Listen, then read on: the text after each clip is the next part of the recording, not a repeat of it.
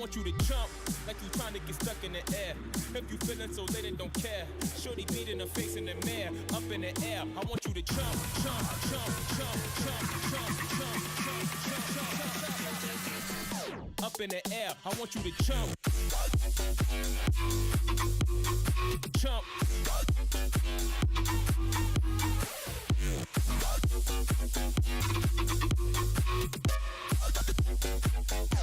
Like you trying to get stuck in it. In the air.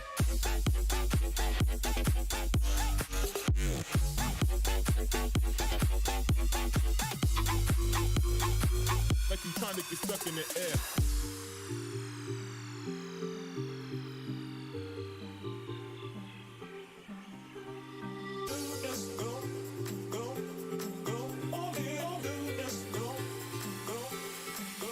I want you to jump like you trying to get stuck in the air. If you feeling so lit and don't care, shorty beating her face in the mirror, up in the air. I want you to jump like you trying to get stuck in the air. If you feeling so lit and don't care, shorty beating her face in the mirror, up in the air. I want you to jump. Jump. I want you to jump, jump, jump, jump, jump, jump, jump, jump, jump, jump. Up in the air, I want you to jump, jump, jump, jump, jump, jump.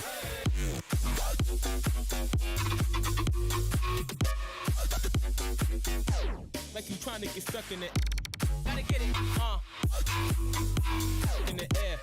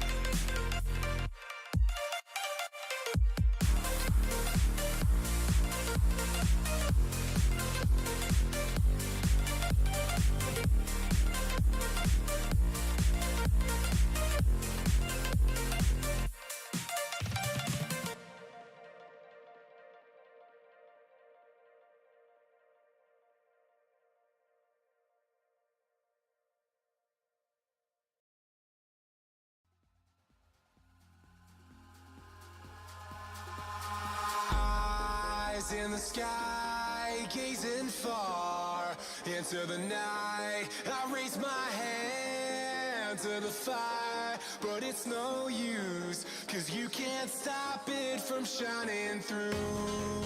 It's true, baby, let the light shine through. If you believe it's true, baby, won't you let the light shine through for you.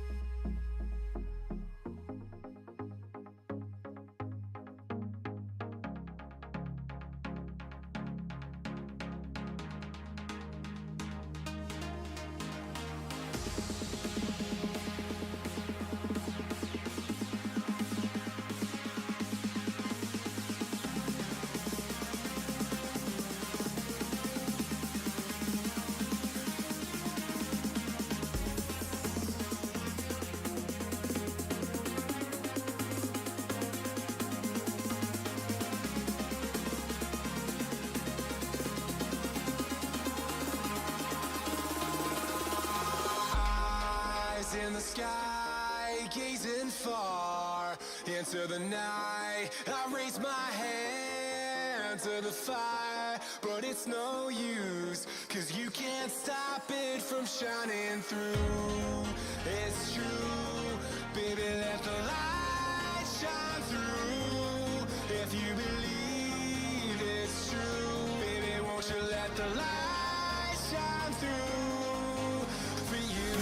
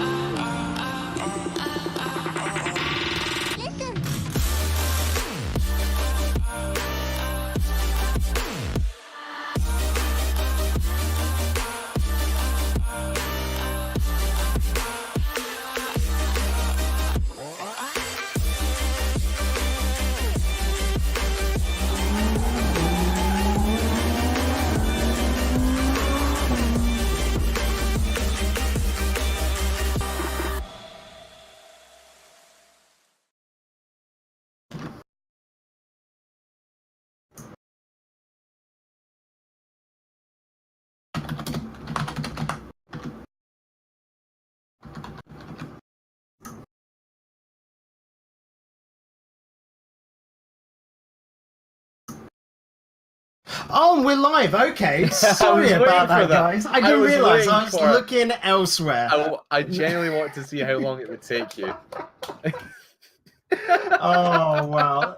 Well, it's the first stream, crafters, of League Play, guys. And so expect us to get all the little bloopers, get all the little mistakes out there straight on early, because we're in for the long haul here. It's a long drive, Craftman. 14 weeks of League Play to find ourselves our finalists. The top 4 from League Play are going through to LAN. That's going to be the 16th of December. We'll be there. Well, I will. I think I'm going to go with Jay. I don't know. Yeah. We have to see. You two have to fight for my love, I think, to get that extra plane ticket to go and cast live, of course, over everyone there. It's going to be a great, great run. And, well, just looking at this, some of the teams that have made it through, I'm going to actually bring up my little crib sheet here, because we have got Lausanne eSports, Arctic Progressive, Servet eSports, Team Sir. Now, guys at home, we'll be talking about them a little later, because that is not a team that technically qualified, but a pickup, an org picking up one of the qualified teams. Always exciting. Elvets, Monk, with Masters, and of course the big story, Silent Gaming making on through, because unfortunately Juicy Kids could not field a roster for this event. No, they could not. And the next best team that didn't actually qualify, it was agreed by pretty much everyone in the TCS community that it would be Silent Gaming. We'll be talking a little bit about them later on, because they are going to be our second match of the day, and they're going to be facing off against the other team that we're going to talk about later, is Team Sir, of course. But yeah, 8 qualifiers down, 14 weeks now, double round robin. It is going to be it's going to be a long run, like you said, Bacon, but that is what we want to do with these teams. We want to put them through their paces, see how they crack, and if they can keep their composure for all 14 weeks. Remember, all these games are going to be streamed, all best of 5 throughout League Play, going towards, like you said, that LAN Grand Final where everyone wants to get to. That's it. And let's just talk about that again. Double round robin. Now, we know of a certain famous league that only works with the singles, and we have all seen the problems that can arise, because some teams, they favor different opponents over others. It's just a change of playstyle. So here, the double round robin is going to help that. Also, it means you guys have every Thursday night a little bit of Rocket League to watch, consume, and of course cheer for, because I'm sure by the end of tonight, everyone is going to have picked their favorite team and who they're going to be rooting for. Hey, Crafters? Oh, absolutely. I mean, even if you don't pick your favorite now, you've still got a few more weeks to decide who you want to get through. And when it comes down towards the final few weeks of League Play, especially being a double round robin, that is going to make it really interesting. You're going to have loads of different storylines of who's matched up with who before, what happened last time. A team either 2-0 sweeping or getting a comeback when they come around to face them again. So when you get these double round robin, it really puts them through their paces. And it comes out with some fantastic storylines, which we'll get into as we go throughout the season. Yeah, so I'm just going to have a little talk about something I alluded to earlier, and that is Team Sir. Not a name that we haven't heard. I don't even think we got to see them in the qualifiers, because they did have a previous team, but no. Coming on into this. Raptors Boosted qualified in week number 4, I think it was. Yes. It was 4, yeah. They have been picked up by the Swiss Incredible Rebels. Now, we'll be talking about them a little bit later. They're not going to be the first matchup, but mirroring RNZ and Raptor Jesus. I just want to quickly already shout out the first comment about any of these teams. They're, for me, the wild card, Craftman. Absolutely. You never really know what these guys are going to do. Coming fourth in the qualifying fourth. They took out. Let me just go back to qualifier number 4 and let me see who they took out in their qualifier. It was actually Pincha Colada, who never actually qualified in the end. We thought they were one of the teams that we could see in this League Play. So you never really know what they're going to do, and they are actually going to be like I said earlier, they're going to be our second match on stream against Silent Gaming. And Silent Gaming, I would say they're the wild card, simply because of the fact of them coming through these qualifiers, not even qualifying, and then getting the final spot after Juicy Kids dropped. And Silent Gaming, the last 3 qualifiers 8, 7, and 6, they get to the final and get knocked out in the final. It's been so heartbreaking to watch this Silent Gaming, and to finally see them, and to actually see them in League Play is a little bit happy for me, because I think they were one of my favorites when I casted back in week number 7 of the qualifiers. Oh yeah, and Silent Gaming, our crowd favorite. We know you guys at home absolutely love Silent Gaming there. And can I just pull out the whole thing of league play is going to benefit Silent Gaming. They struggled at that last hurdle each and every time. It was that pressure that really came to them. Not as well, let's not forget that they had to play with a sub for, I think it was the last 4 weeks, where essentially they always had a teammate who had gone on holiday, where it was in summer break, or, you know, it was a little bit of a mishap. So here, where they've already made it to the league play, that should be, you know, a load of weight off their shoulders. They've got some hard teams, of course, which they just cannot beat, but coming last, I don't think is on the cards for them unless some of the other teams really pick it up. No, I think Silent Gaming will be one of the biggest surprises of the season, because I think a lot of people would rule them out simply because they got that substitute spot, we'll say. But I think they have the capability of taking down some of the bigger teams. Helvets, for instance, they faced off against them so many times before Helvets actually qualified. So I don't know what week they actually play. Let me just get it up for you now. I think they play in week number the 27th of September is when they play. So week 1, 2, 3, about a month away now. Week five of league play is when they go against each other. So a rivalry rekindled, you could say there. But again, Silent getting through and coming second in qualifiers 6, 7, and 8. That is grounds for them getting a little bit more fired up and a lot more, you know, they're completely fired up. And like you said, taking that pressure off, they're in league play. They're going to face every team twice. So it's going to be interesting to see how they play with no pressure whatsoever. Well, we've just seen the players hop on into the match, so we're going to start our build-up for this game. The first one on stream, Servette Geneva versus Whiffmasters. I don't want to go for seeds here, Craftman, because you've seen my document, you've seen my sheets, and the placements, the qualified numbers do not match where they're seeded, because we've had some roster changes throughout this. So let's talk about that. Servette Geneva, first of all, Flav, Sak, and Saphir. Sak being the new man on the squad, because unfortunately the previous Servette Geneva squad, the international one that did contain Skyline, has just gone and been signed by Mouse eSports. Sorry, just Mouse Sports. Always get that confused. And they're playing ROCS. So here, unfortunately, they've had to lose a great player. But Sak, he might be new to some of you, but I've seen him play so much around the EU scene, and he is going to impress. On the opposite side, though, Wizzy, Timo, and Mako, as they're going to be playing for the Whiffmasters, they need to start this strong, don't they, Craftman? Yeah, qualifying 8th in the 8th qualifier, so it technically gives them the number, would have been the number 8 seed, now the number 7 seed, since we got Silent Gaming coming in. So they've got really everything to prove now, saying we're here, we're ready for league play, we want to take off some of the big names.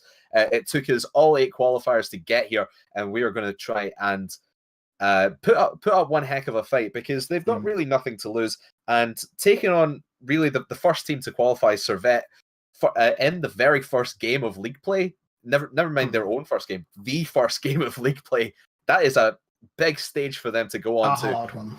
And there's going to be a lot of pressure on them. But I think they'll be talking to themselves saying, no pressure, guys, let's just see how it goes. But I think Whiffmasters, they've got everything to prove. And coming in on the last qualifier, it's certainly some weight on their shoulders, but I think they can deal with it quite well.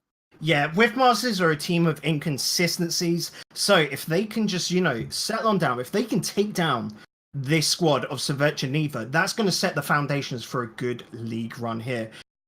The problem is that Servette Geneva, they have got a big title approved, because they have lost that RLCS player. They picked up the replacement who's got some big shoes to fill. Sak has got the biggest job, I think, in the entire league to replace him. And so we'll have to see how they do here. As we're hopping onto the pitch, guys, myself and Craftman are going to be bringing you all the match action here as we see Servette Geneva in the blue. And of course, that leaves Whiffmasters to have the orange. Best of 5s. First game of the TCS eSports League. And what a big one to start. Sak already lining up for Saphir, but Wizzy intercepts. just coming onto the pitch with so much confidence there to already start those passing plays, Craftman. Yeah, you can see Servette are just there, absolute complete confidence, no hesitation from them whatsoever, and right back into the orange half of the field. They got the ball taken away from them on a little bit of a counter-attack, but they're right back where they should be. Wizzy very dangerous across the front of the net. Oh, and Flave almost getting it there. Still there for his teammate to come in, but it's just going to get taken away now. So very impressive from Servette right out the trap. Amard putting up into the air. Remember, he is subbing in today for Timo. So, first week of league play, and you've got to bring in one of your 2 subs. That is, I'm actually feeling quite confident for Whiffmasters here. They have got a sub roster which, looking at it, is the strongest in the field, but it all matters about the win at the end of the day. Sak clearing downfield, does get a hit to Sapphire, but too high. Sak already jumping back on it, trying to keep possession of this ball. Lav can't get to that. Sak does get a little touch, but pushes it off to the side, and Sapphire can pick up. You can just see all this control coming out from Servette. Geneva is dominating in these early stages. And it's really forcing Whiffmasters to go for balls they're being really uncomfortable with. You saw Amard there going up for an aerial that he really had to make, but he was way out of position and actually whiffed it completely, leaving it for the backman to end up clearing it away. But this control and this aggression from Servette has really put the pressure onto Whiffmasters very early on. It is, but it doesn't matter if Whiffmasters can stay without a goal in their net. Oof. Sak, big clearance down. He'll look to chase onto that. It's good. It's so good. And there you have it, the first goal of the TCS eSports League. And it's brought to you by the newcomer Sak. And is brought to you by the ceiling as well. Just a complete whiff of a clearance by Wizzy straight into the arms of Sak, and he hits the ceiling as well, and it confuses the defense. Whenever that ball hits the ceiling, no one's really expecting it to. It can completely throw the defense, and that's the first goal of TCS eSports League. That is surely to go down in history. Is indeed. It's a good way to open up not only the goal, but just with sheer force. That's up and over. That's dangerous as that moves down to the Whiffmasters net. Doesn't make it the whole way there, but Flav looking for the pass. Can't find Sak. Mako down to Amard. Wizzy going very wide on that, but they are gaining ground. Flav has to do a big clear. Sapphire chasing onto it. No one in net. Amard too high, and Sapphire is going to take the second goal. Yeah, you see Amard here just really expecting the shot to go up on the backboard probably, and he goes up the wall, not expecting Zafir to put that straight onto net. Just confuses him and leaves him for dead up on the wall. 2-0 in favour of Servette. Slowly trickling away at their opponents here, Servette. It's 2-0. Lots of time still, though, for Whiffmasters to get back into this. I feel they've got to ramp up the aggression here, Crafters. There's it from Amard. Sak is back in net and can clear that away. And look at that run, taking it all the way to the corner. I said earlier about trying to keep that possession. That was a good possession play from him. Indeed it was, but you see Amard there. That was his first shot of the entire game. That's going to be Mac's second shot even of the whole game. But the shots that are coming out from Whiffmasters have not really been too threatening for Servette. They've been able to deal with it quite well, as they've always seemed to haven't got a man back. Going to get a man dealt with here. It's Wizzy and Amar go for a pinch shot right up onto the backboard of the blue net. And here's a possession now that could go Whiffmasters' way. Could get their first goal. It's dropping down Flave up onto the backboard. Easy clearance for them. Big commitment here, and a nice try for a tricky play between Flav and Sapphire, but didn't play off. Whiffmasters, yeah, as soon as they get the ball, they just seem to try and throw that at the opponent's net. They've got to build up. They need to get those demos in their opponent's net, just they're not in the middle of the field. They're not removing the defenders here, Craftman. They're really not. They're just passing between themselves, and the defenders are sitting back knowing they can be really patient and just wait for that shot to come in, and then they're able to easily clear it away. And then that leaves Whiffmasters in a compromising position where they're all way upfield, just leaves their net wide open. Not too many times that Servette have taken advantage of that open net, but it's still 2-0, and they've been taking possession away as Zafir goes for another shot off the wall. It's very threatening here. He is currently the second highest scorer on Servette. and he's done so much for his team so far. A goal and a couple of shots as well. He's one to look out for as we go through the rest of this best of 5. Is indeed Wizzy. And Amod, get that pass. Sack. Oh no. No. Oh no. A little mishap in here. You have it. Whiffmasters are back into the action. 22 seconds remain. They can tie this up, Crafters. Yeah, you could see what Sack was trying to do there. He was trying to tap it down for himself, but just the angle he was coming in at, it just wasn't to be, and it was just very unfortunate for Sack, just poor positioning. And it leads to the first goal for Whiffmasters, and it could be the number 2 here for Emmer. Off the kickoff, and Wiz comes and shoots it, and Max there for the follow-up. And 4 minutes to score your first goal, and then 14 seconds to score the next one. Whiffmasters are right back into this. Whiffmasters, the kings of clutch, it would seem already. That's not a name you really want to have in this league, but they'll take it anyway. A win's a win. Tying the game up, that's a good chance. Zafir does keep that away, running it the whole way downfield. Oh no, that's a mistake. The hit back, there's the follow through from Flav. It does go wide into the corner. Sack, lingering, but that's a good hit away from Amod, who takes this to overtime in game 1, no less, of the league. It could have been dead at the zeros there as well. We could not be staring at overtime simply if Whiffmasters didn't live up to their name. They completely all whiffed the ball as it was going back to the orange half the field. Mac almost finishing it. But yeah, Whiffmasters, that counter-attacking play from Servette, they couldn't deal with it, just whiffed it all over the place. It was just poor shooting from Servette, and now we find ourselves 25 seconds into overtime. Chat throwing a little bit of shade here. The Servette have essentially been the Whiffmasters so far in this game with the 2 lead throw. But in overtime, that's where they can make their mark, and a lot of pressure being applied once again. Amard off the wall, a little bit too far, but Good does touch. get the follower here. Very good touch indeed, as he's able to send that down the wall. Mako can't reach that. But Wizzy lines it up a little bit too high of net, but good touch from Matt to put it over to the side. And this is the pressure that we've been wanting to see from Whiffmasters. Servette did this to them earlier on in this game. Now it's Whiffmasters' turn. They're just keeping this pressure on, keeping the ball deep in the blue half of the field, and just taking as many shots as they possibly can, hoping that the Servette defense will eventually crack. A lot of good passing plays coming out from Servette. It's a slow ball just wide, and Wizzy can hit that way. Amar trying to chase on. Gets it high for Mako. Great block though from Safir, using that Batmobile to its fullest. Here with the drop. Ooh, well kept away from Wizzy. 1 minute 40 already passed. These two teams could be holding on to this overtime for a long time, as they're just trying to punch a hole through each other. The lineup for Safir is blooming great, as he gets this perfectly with 0 boost nonetheless. Exactly, and this comes from Wizzy just diving in. Oh, he gets the back flip there as well. Just crucial. You got to maybe expand his dead zone a little bit. But yeah, unfortunate there from Wizzy. He was diving in anyway. I think it was going to be a goal nonetheless. But fantastic hold there from Servette.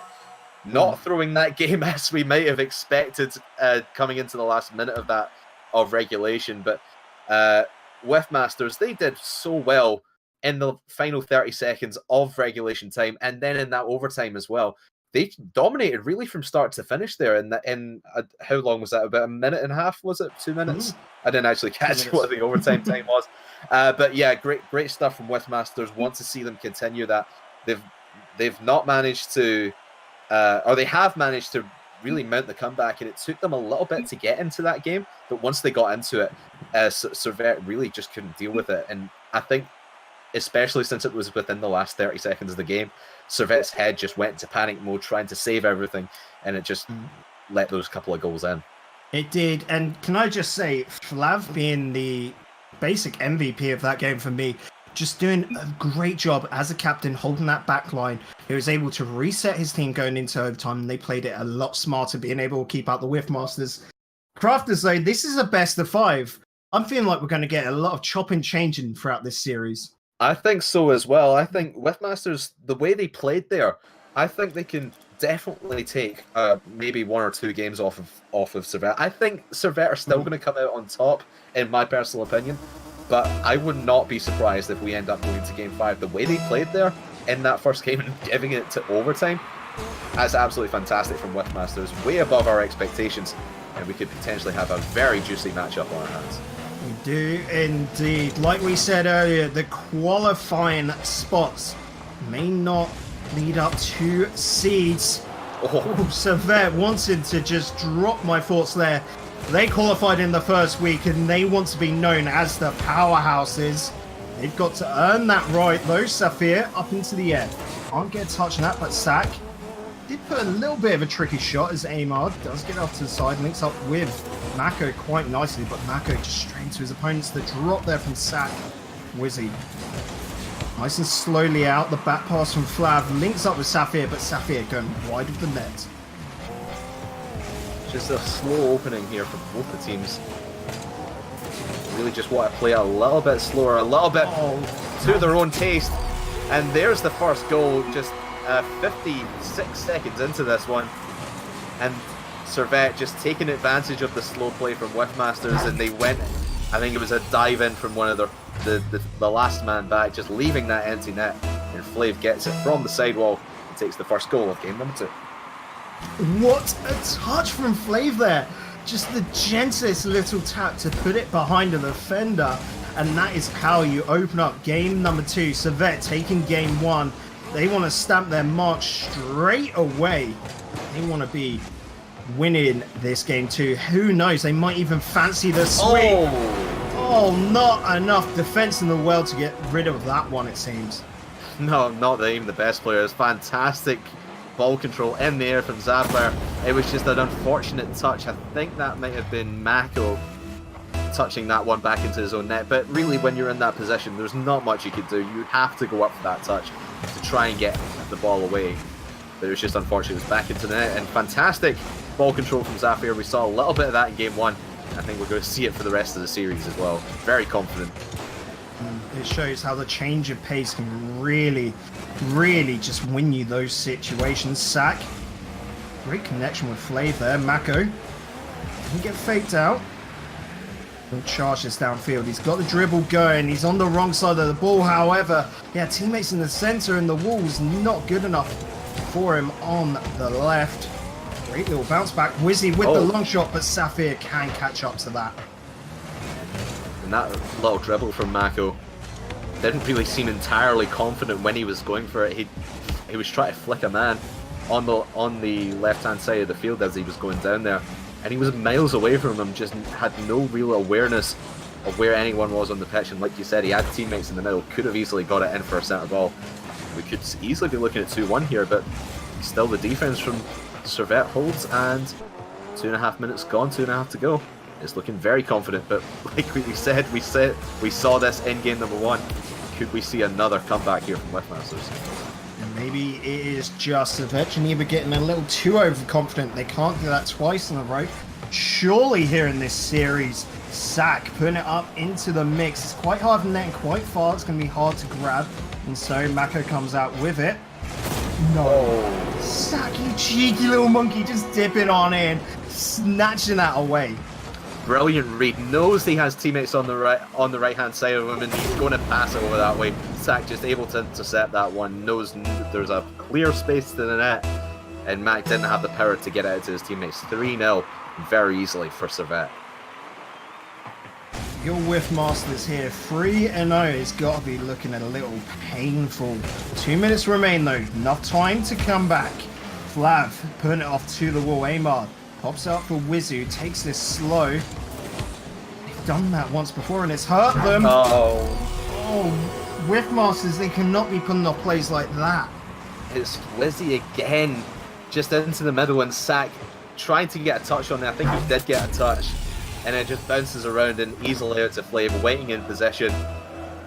You've got to be more aware of where your opponents are on the field if you're going to do infield passes like that, especially in your own half of the field. When you're down 3-0 like that, and now it leads to the 4-0, and Whiffmasters could be out of this game number 2.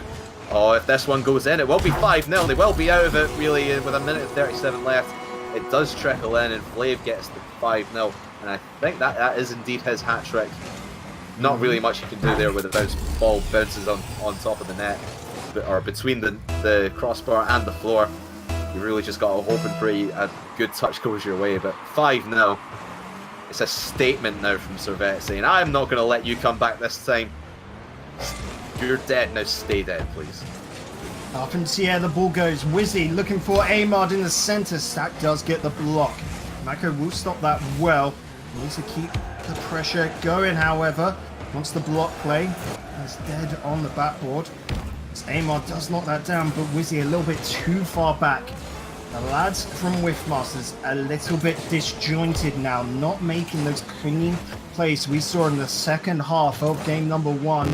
Amard gets it up high. He's going for the second touch, but just could not connect it. Yeah, just ran out of boost right before there. But yeah, like you said, Whiffmasters, they've just been completely disjointed this game, torn apart by Servette, who've just been so solid in their rotations. They just have that one man sitting back, can come up every now and again, and then just pass it between the other two, rotate back when you need boost, and that is how they've got the 5-0. Will be 6-0 potentially, and it will. Sack will sneak that one under the crossbar. But what a performance here in game number 2 from Servette, really stamping their authority down. You said before this match even started, Bacon, that they want to be the powerhouse. They want to be the one team that everyone wants to take down, everyone's going to have to take down. And this 6-0 really stamps their authority on the league, especially in the first game of the entire season. I say questions were asked with the loss of Skyline. Oh, no. And here, game 2, they're 7-0 up. That first game was close. We're not going to lie at all, going to overtime, coming out 3-2. But here, this second game has just been one-way traffic. Indeed it has, and 7-0. Maybe they might go for the Brazil here, they might let one go. But 25 seconds left, they probably just want to score as many as they possibly can at this point, and they actually will. Go a good touch from Flame. Zafar can't put it home. Actually going to get saved now by Amard, but that could have easily been 8-0 there. And like we said, the first game really close between these teams. I think, like I said, I think Whiffmasters, if they showed the form that they showed in game number 1, they could have potentially taken this to game number 5. But now looking at them, and they're sort of panicking a little bit. I wouldn't be surprised if this is going to be the penultimate game that we're going to see now. I definitely agree with you there, Crafters. Once again, it's a classic case of the first game being really close, the second just being an absolute flood. Unfortunately, this time it was only in one team's favour, as Servette Geneva just absolute dominate game number 2 and could take this as a sweep. I've been saying this first week is going to be so important for these teams to near enough get the foundations. The first week is all full of nerves. And so by getting that win, it puts you already ahead. So going into week 2, you can be a little bit more relaxed. Go from there, get even more relaxed into league play. The problem is with Masters, if they lose today, it could start a horror story for them, essentially. They need to at least get a couple of games on that board. Yeah, absolutely. And every game counts towards their final score, towards tiebreakers, etc. And with such a long season as well, it could potentially come down to game difference in the end. So you really want to try and win every game that you possibly can. Even if you're going to lose the series, you at least want to get one game off your opponents. And Whiffmasters, I think if they played the way they played in game number 1, at least towards the end of that game, they can put a lot of pressure on Servette, and they know they can do it. They just need that spark of confidence. And I think maybe an early goal within the first 30 seconds here could swing it in their favour. I do feel it is way too early for us to call anything here. You were saying about that long season. Remember, they will have to face up against each other again in the future. So with Masters, it's only early days. Build yourself up from here. Let's see it in game number 3 of the first best of 5 on stream. And Wizzy's ready for it. Here comes Amard up high. Safir does well to keep that win. He's looking for the second touch. Couldn't angle it just right, but he'll follow on. But you know, he talks Flav into picking it up. Sack has been putting on an impressive performance so far. He's looking for the double touch. Didn't quite work. It was an awkward one to get, in all fairness. It was indeed, but can we just talk about that start there for Whiffmasters? So confident for Wizzy to go for that kick very early on. he's probably in comms with his guys saying, come on guys, we want to retaliate from that 7-0 loss. We want to get back to our game number 1 form, and he's going to go for another touch. I think he just ran out of boost towards the end there. Now picking up fully, will come back into defense, but Wizzy's probably in comms with his guys, inspiring them, saying, right, let's get out the traps early, let's get one on the board, and Wizzy will try and put one over. It's going to be on the goal line. Zafir ends up getting it away, but he only runs into Amard, and Whiffmasters on the offense very early, and Servette eSports, or Servette Geneva even, they're looking a little bit shaky, but not too. Their foundations haven't been rocked too much here in the first minute and a half. No, these two teams are both offensive play styles.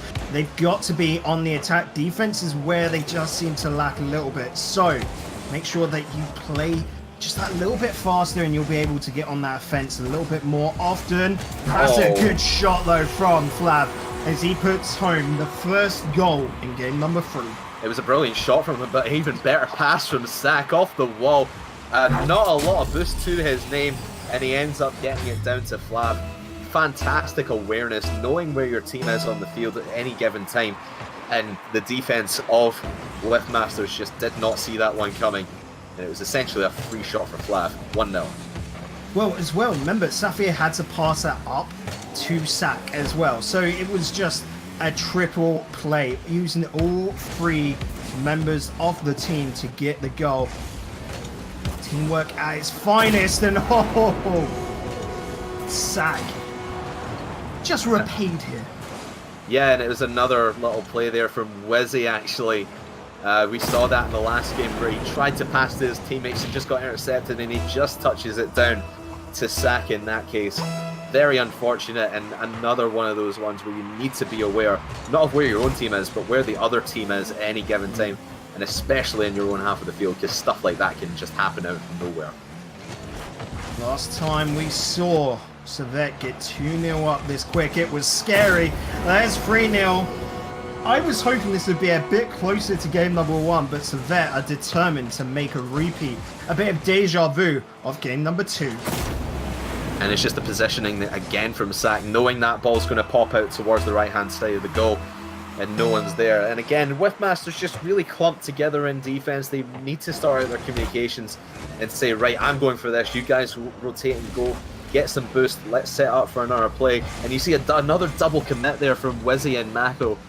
It's just so unfortunate that we see them do this kind of thing. And it's just hurting them so bad, especially in their own half of the field. It's not really making a difference when they are double committing in their opponent's half, well, I suppose, except when they actually want to try and score a goal. But it's hurting them the most where they're double committing and just not rotating very well in their own half, and Servette are just eating that for breakfast. Flab can reach it, but it's pressure nonetheless. Sack, pretty awkward, and he's just going to back off. They're not too worried here, Servette, about their attack. Defense is more important in these stages, making sure they've got a man back. Zafir puts it off to the side. Mako has got to look for rebounds there off the wall. We can't hit it straight into his opponent. It's a powerful hit, but Sack in net does save it. It was a beautiful touch, really Servette-esque. Oh no, Wizzy, you can't touch it that way. Especially when guy's not back to save that. Mac eventually makes the touch and gets it away. That is very dangerous from Wizzy. But good awareness in the upper half of the field for Whiffmasters. We've not really seen them on offense too many times in this game. Only 3 shots, all from Wizzy as well. So they want to get some goals to their name. And with a minute left, only 3-0 down. It is possible, but they're going to have to go really, really quickly. Here we go. Whiffmasters, we're challenging you here to tie it up. Oh, There's that's the the one. first. That's how you do it, forcing the mistakes. Well played here by Wizzy. Yeah, it just draws, who's that, Zafir? It just draws him way upfield, trying to get it. And then off of Amrod, Wizzy puts it into, and just really essentially a pinch goal into the blue net. 45 seconds to get a couple of goals. It's not unheard of, but if they're going to do it against this Servette side, they're going to have to pull off a miracle. Miracles can happen, Crafters. I've seen it many a time in Rocket League, and these two teams, and here, they've got to make it all count. Every point matters in this league. Mako does get that up high. There's Wizzy. Look for the pass, couldn't find it. Mako across. That's into his opponent's hands, and Flab will clear that down. Looking for Sack. Now come off the backboard. Wizzy couldn't get the touch, but Mako can. Puts it away. It's a little bit too slow chase on that, but gets the block. He's lining it up. He fancies it, but no, Wizzy couldn't put it away either. And Crafters, I think we've got the match concluded.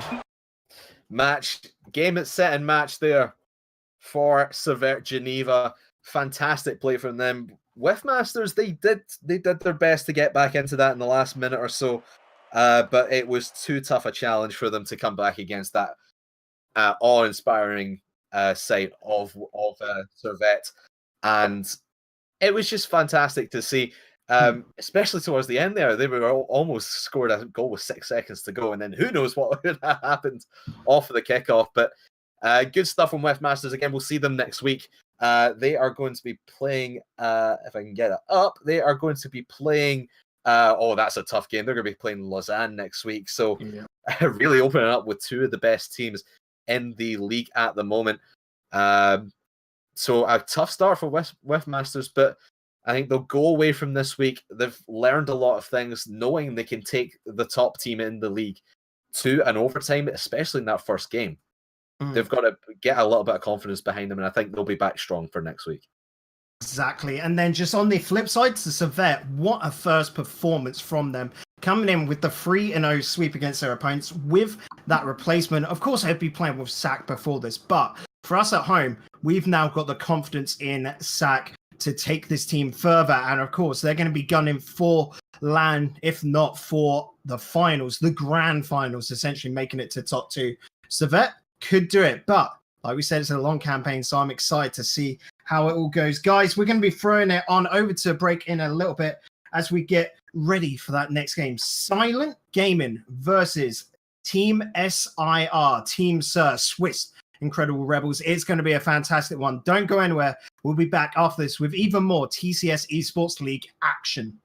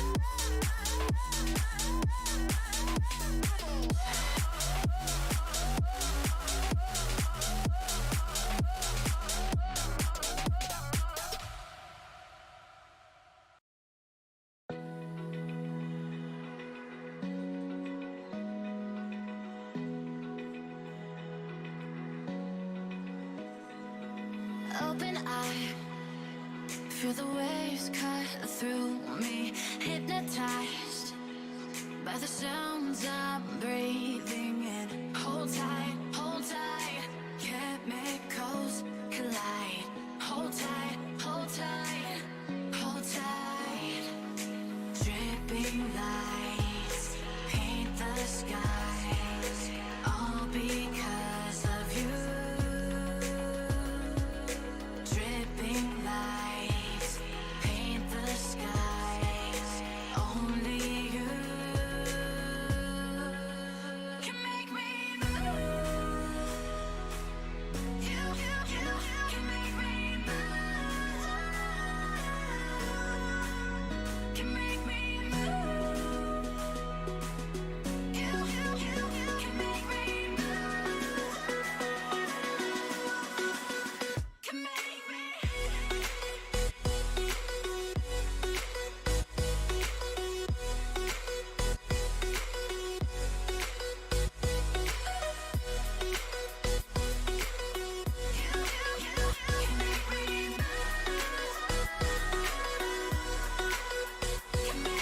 So alive, make it last forever.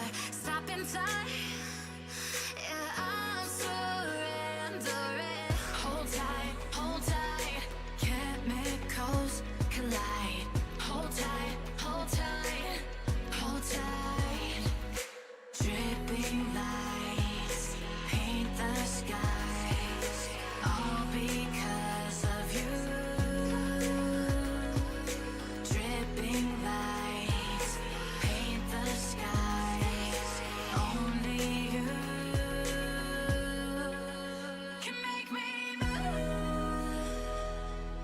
You can make me move. Can make me move. Can make me move. You can make me move. Can make me.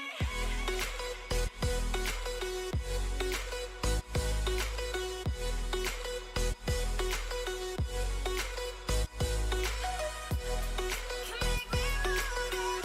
You can make me move. Can make me.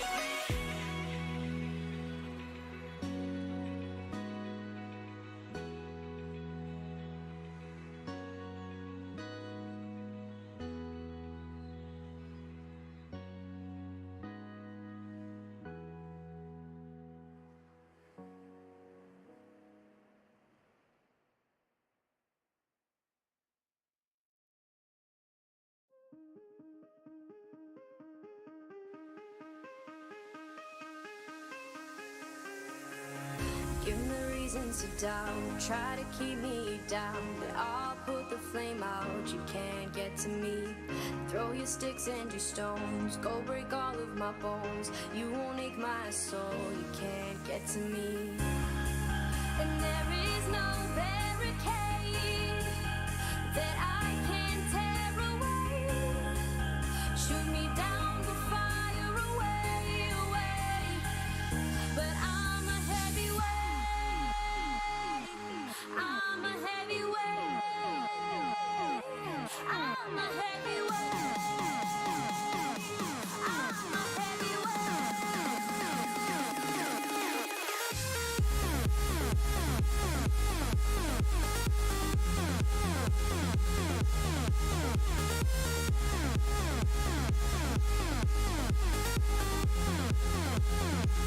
But I'm a heavyweight. I'm a heavyweight. I'm a heavyweight. I'm a heavyweight.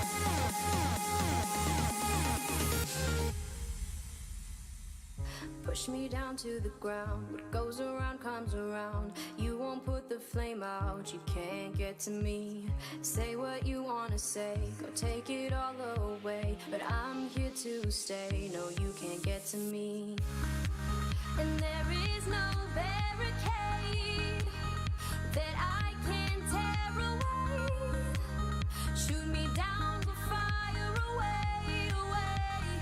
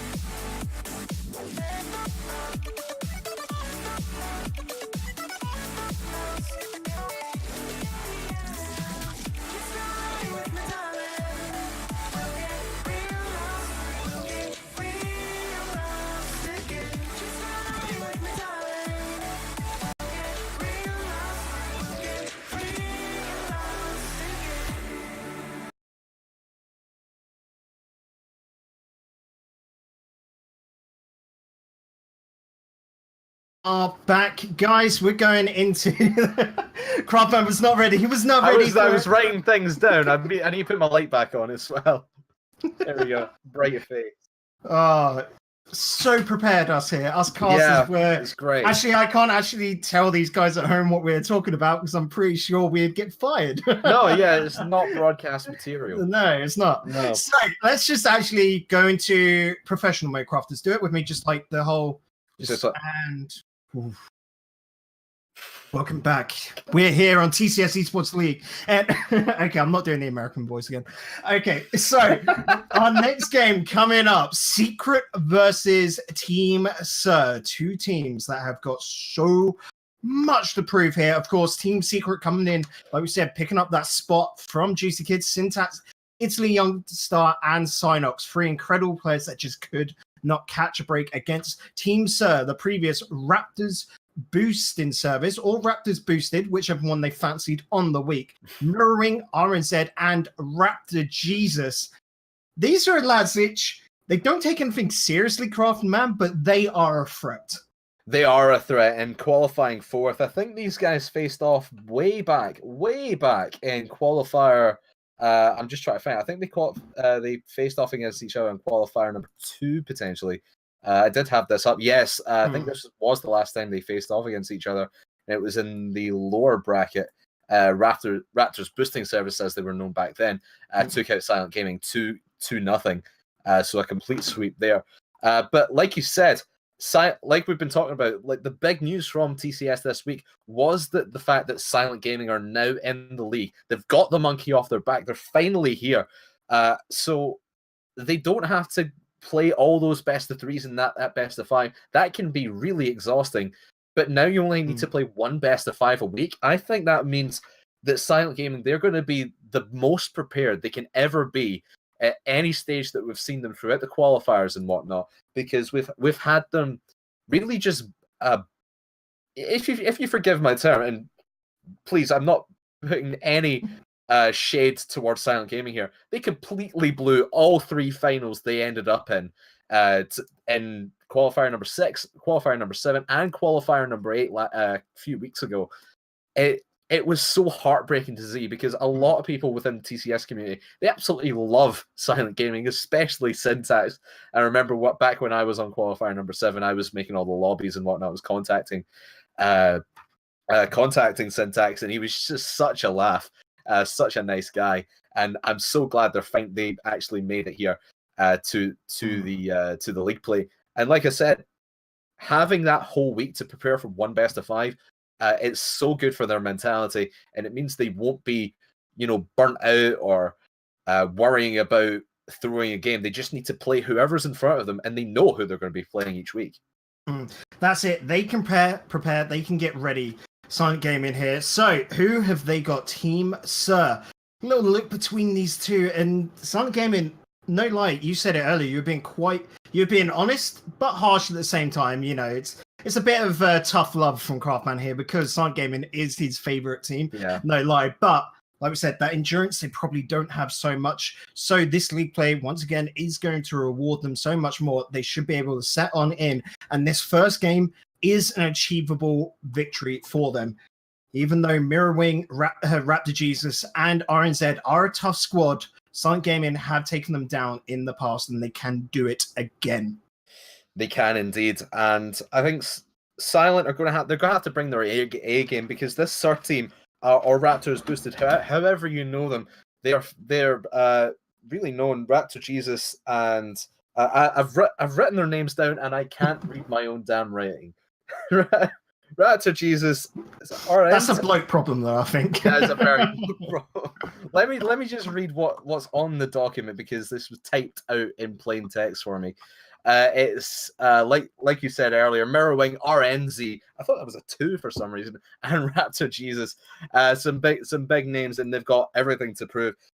Because we were talking about a little bit, and before we even started today, and getting picked up by Swiss Incredible Rebels. Thank you. I've only written down Sir and Raptor is boosted in brackets. But yeah, getting picked up by a team, by an organization, that's a big confidence boost in itself, because you've been playing just under your random team names or whatever you want, Raptors boosted, Raptors boost pack, whatever. But now you're part of an organization. I think that triggers something a little bit mentally, saying we've got to perform now. We're on the big stage. We're here in league play. We've got 14 weeks to prove ourselves and get into that top seeding. Top 4 is it that go to playoffs and go to the LAN as well. So without further ado, we're gonna have to start. Here you're going to be seeing Silent Gaming on the blue side, and of course that then leaves Team Sir for the orange. Things are underway, and Silent Gaming already feeling a bit of pressure from Sir. They're handling it very well here, moving it off to the side, trying to find their own corners, trying to close down any angles towards their nets. Mirrorwing can't get past that. Synox is a good clear. He'll chase this downfield. Moved up high, and Mirrorwing puts it to the center. That's dangerous. RNZ with a very, very big clear. That's a good follow through, though. And following through from his clear, you see he just puts it straight up into there, and it forces the rest of Silent Gaming to retreat back. They were expecting to break through the orange defense on their own, but good intercept from RNZ and good follow through, making sure he had enough boost and bouncing it off the floor. Great first goal for them. Amazing first goal. That's going to set the tone here. Silent Gaming, they've got to be careful. We know what they're like under big pressure. Mirrorwing. Nearly, but you do not go down the center of the net with shots like that. Too easy to save. Mirrorwing trying to dive on into that. Synox does get past the pass to Italy. Couldn't find the net, and now RNZ chases downfield. Syntax cuts that out. He's chasing onto this. He's trying to put it to the center for RNZ. Oh, hands that over to Synox, who puts it into the crossbar, and that's not into the net. Just lack of awareness there. Not knowing that that player is pushing in from the blue side almost led to the tie game. But here comes Synox off the backboard. Oh, he's too far in there. And now is a good opportunity for Silent Gaming here. They're all up. They've got 2v1 there, and it will eventually fall. Against the defense of RNZ, just couldn't hold on. One shot from Synox was not enough, but the last one there from Syntax, able to push that one through. Good comeback now for Silent Gaming. Taking a minute and a half to get into this game, but they're finally here and finally ready to play. Yep, Syntax really has to step up in this game. He's done well so far. He's got to captain his team to a victory. Italy thinking better of that. Couldn't get a good touch there, but does clear it away. Dislodges the ball from his opponent's possession. Synox up in the air. Syntax is not quite far enough across. There's Italy. Too simple a hit as Raptor Jesus does get that away. Starting the counter now. Synox is ready for that, and that's a big clear downfield. Well done from Silent Gaming in defense. But it is just straight into the hands of the orange team as they defend in the midfield, and able to try and go back onto the offense will be Silent Gaming. And away they go, trying to get anything they can in the midfield. Good midfield play from both teams as they battle for possession. It's now in the hands of Silent Gaming. Syntax from the left hand side of the box, and 2-1 will be reached. 2.5 minutes gone, 2.5 to go, and off the crossbar, Syntax well read, and RNZ not in a great position in net. They're just held in the middle of the goal. Probably wanted to be on the back post there to get a clean clear away. Not able to get to it, and it will be the Silent Gaming lead for the first time in this game. So much support now coming out for Silent Gaming. As said beforehand, you can already tell that they are the crowd favorite. Team Sir, step up, make your name heard, and try and win a couple of fans to your favor. Synox can't beat out RNZ. There's the bounce out to center. No one going to be able to pick that up. Here comes Mirrorwing up and over. Oh, Mirrorwing, you crafty little lad. Over the top, he will go Mirrorwing. Just seeing this confusion from Silent Gaming. They're all scrambling, not really knowing where that ball was heading. And Mirrorwing up and over, like you said, Bacon. And it ties the game back up. 2 goals apiece. 2 minutes to go, and this is looking a much closer game than we saw in our last one with Servette and Whiffmasters. Both these teams, this could be the surprise game of the day, as both these teams are very close in skill. And 2-2 could be anyone's game. Still game number 1 though. Plenty of time for these teams to stretch their legs and start coming up with a bit more creative plays than we have been so far.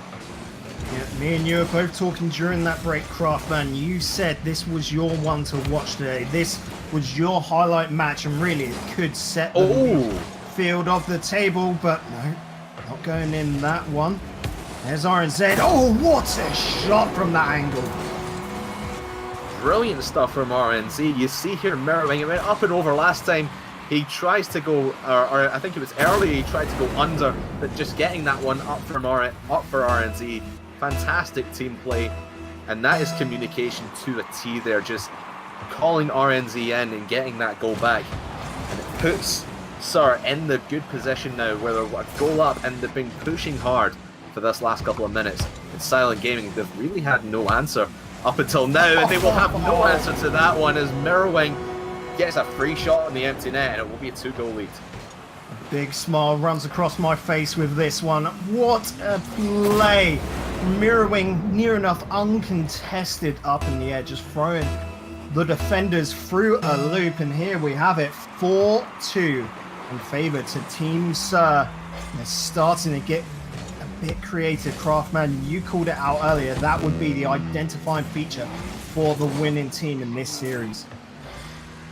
Indeed, creative plays, that's what you've got to pull out of the playbook at some point or another. And Silent Gaming, they've been lacking a little bit. They've been playing very solidly, but Sir have just managed to find that little bit more bit of creativity as they go for a double commit there, going to leave the net wide open. It's actually going to go right back to them. Oh, the shot from Italy just goes wide. That could have been a 1-goal advantage, cut down to a 1-goal advantage, but here they go on an empty net this time. And again, they just go straight for net, and that's the lack of creativity from Silent Gaming. Able to be very easily read by Sir, and they hold it at a 2-goal advantage as we tick into the final 15 seconds. Silent Gaming might not be the most creative team, but what they have is pressure, Cropman. They need to pull more out here. Syntax looking for the backboard pass. There's Synox. Oh! High of the net. Italy can't push that through as that was body blocked out, and this will confirm game 1 going into Sir's favour. But this is the setting for a great series. Ball hits the ground, and Sir will take game number 1 in a 4-2 victory. Yeah, it was almost 5-2, in fact, as they go for the 0 second. Wouldn't have really counted for anything because they'd won the game by then. But Silent Gaming, I just want to talk about them for a little bit because they started off really well. It was really close within the first couple of minutes, first 2.5 minutes, really. But then I don't know what really happened. I think Sir really just turned on the pressure a little bit more than Silent Gaming, just taking the ball away in the midfield and going for those more creative plays, passing to each other in the blue half of the pitch. And Silent Gaming just really had no answer. They were just diving in for the ball every time. And Sir were just going, taking that ball, picking it up, and just slamming it towards the net every time that Silent came off the ball. And I think if Silent want to get this next game back, they're just going to have to keep possession a little bit more. Take a touch to yourself. You don't have to slam it downfield every single time. Take a touch to yourself, dribble it, pass it in the middle, and you could potentially get this around this Sir defense. Yes, that's a great little crafty play to pull out. Silent, they've got to just do that, though. The problem is they're a little bit frazzled going into this. They're not truly ready, I feel, here. They've got the makings of a great team here, Craftman. Like I said, that pressure play is probably the strongest pressure play we've got in the whole league as teams go. They've just got to pull it out, and it is an exhausting play style. You've always got to be on edge. You've always got to be taking boosts from your opponents, and you've always got to be hitting your mark. Can Silent pull it out here? RNZ does get the ball downfield with the help of a demo from Mirrorwing. Respawns back in, takes the boost, and already starts a counter-attack. Looking for the second touch. He gets it down, but it's not on target. Unfortunate. And Raptor Jesus just a little bit too far away. There's been some brilliant touches in the entire series for Mirrorwing so far. But that's an even better touch than Syntax even. Right, it gets past RNZ and then just bops it over. Who was that? That was Raptor Jesus coming in there. I was about to say doink. That's not a doink though. That's a pop more like. But fantastic there from Syntax. The audacity to do that early on in this game number 2. And that just shows that Silent Gaming are there, and they do have the skills and the creativity to get past Sir. They just need to do it a little bit more often, a little bit more consistently, and that because consistency was the one thing that we kept pulling them up for in the qualifiers, and it's what we're going to keep going on about for them in the entire league play now. And they've got 14 weeks to be consistent. That's going to be a tough ask, but you got to be consistent at least here in week number 1. Yep. We'll say that once again, you've got to set the foundations for your campaign. The very first week is all important, probably the most important week out of them all. Syntax plays that downfield. That's picked up once again, pressure being put on. Synox and Italy do double commit. Mirrorwing can't connect. Italy putting it up high. Synox can't reach that before Raptor Jesus, and Syntax will just try and kill it in the corner. That's a pass out for RNZ, puts it past into the nets, and there you have it, 1-all. Game number 2. Yeah, that goal happened really when Syntax pushed it up the wall and was just boostless, and none of his team were around him to help him, and it just put it straight into the hands of Sir, and they were able to push it round for the 1-1 tie. Already seen in chat that someone's expecting Syntax to come out as the top goal scorer in the league. It's early days to call that, but he does have the capability. The lads from Sir keep knocking at that door, but they hit it straight to the players. Infield pass, not an option there. Synox near enough trying to bait it out. It's off the backboard. Syntax needs to put this away. But gets blocked out by RNZ. Good stuff from RNZ, knowing where his team was in an awkward position able to rotate around there and challenge the play, making sure that ball's back into their own possession. He'll go for the backboard hit here. He has to drop it down softly, just onto the cross, onto the post even. And Raptor Jesus couldn't finish it off, but good stuff from both teams here, defense and offense in mind. Okay, maybe not the defense there for Sir, as they just completely overcommitted on that one. Italy, knowing that goal was empty, and can just hit it almost anywhere. Goes for the 2-1 lead. Silent Gaming back on top. Now, could this be the tying game? Just have to wait and see. Still plenty of time left. A lot of pressure on both of these two teams. Silent Gaming finally stepping it up. What a quick kickoff from Synox with the assistance of Italy. Perfect pass from Italy there. That's the momentum shift that Silent Gaming needs. A goal and then another goal straight off of kickoff. It says 13 seconds there. You really only take about 5 or 6 seconds off the clock for that. Fantastic stuff from Silent Gaming. The momentum definitely swinging in their favour at the moment. RNZ does move this downfield. He's got to put the pressure on now. They need a goal. Mirrorwing looks for the answer. Can't find it. Couldn't work out the equation. Another crack, but Synox blocks it out. RNZ just powers it towards the net. A lucky double touch, but won't hurt them just yet. Italy pops it from Mirrorwing. He's going for the second touch. Craftman, he's connected. The third touch just to BM his opponents. Yeah, that was a really big mistake there from Italy. He should have seen Mirrorwing coming up for the pre-jump there. But fantastic control when Mirrorwing got the ball off of him and getting that double touch, even the triple touch, into the net. And Sir on their way back to try and tie this game up. 2 minutes left.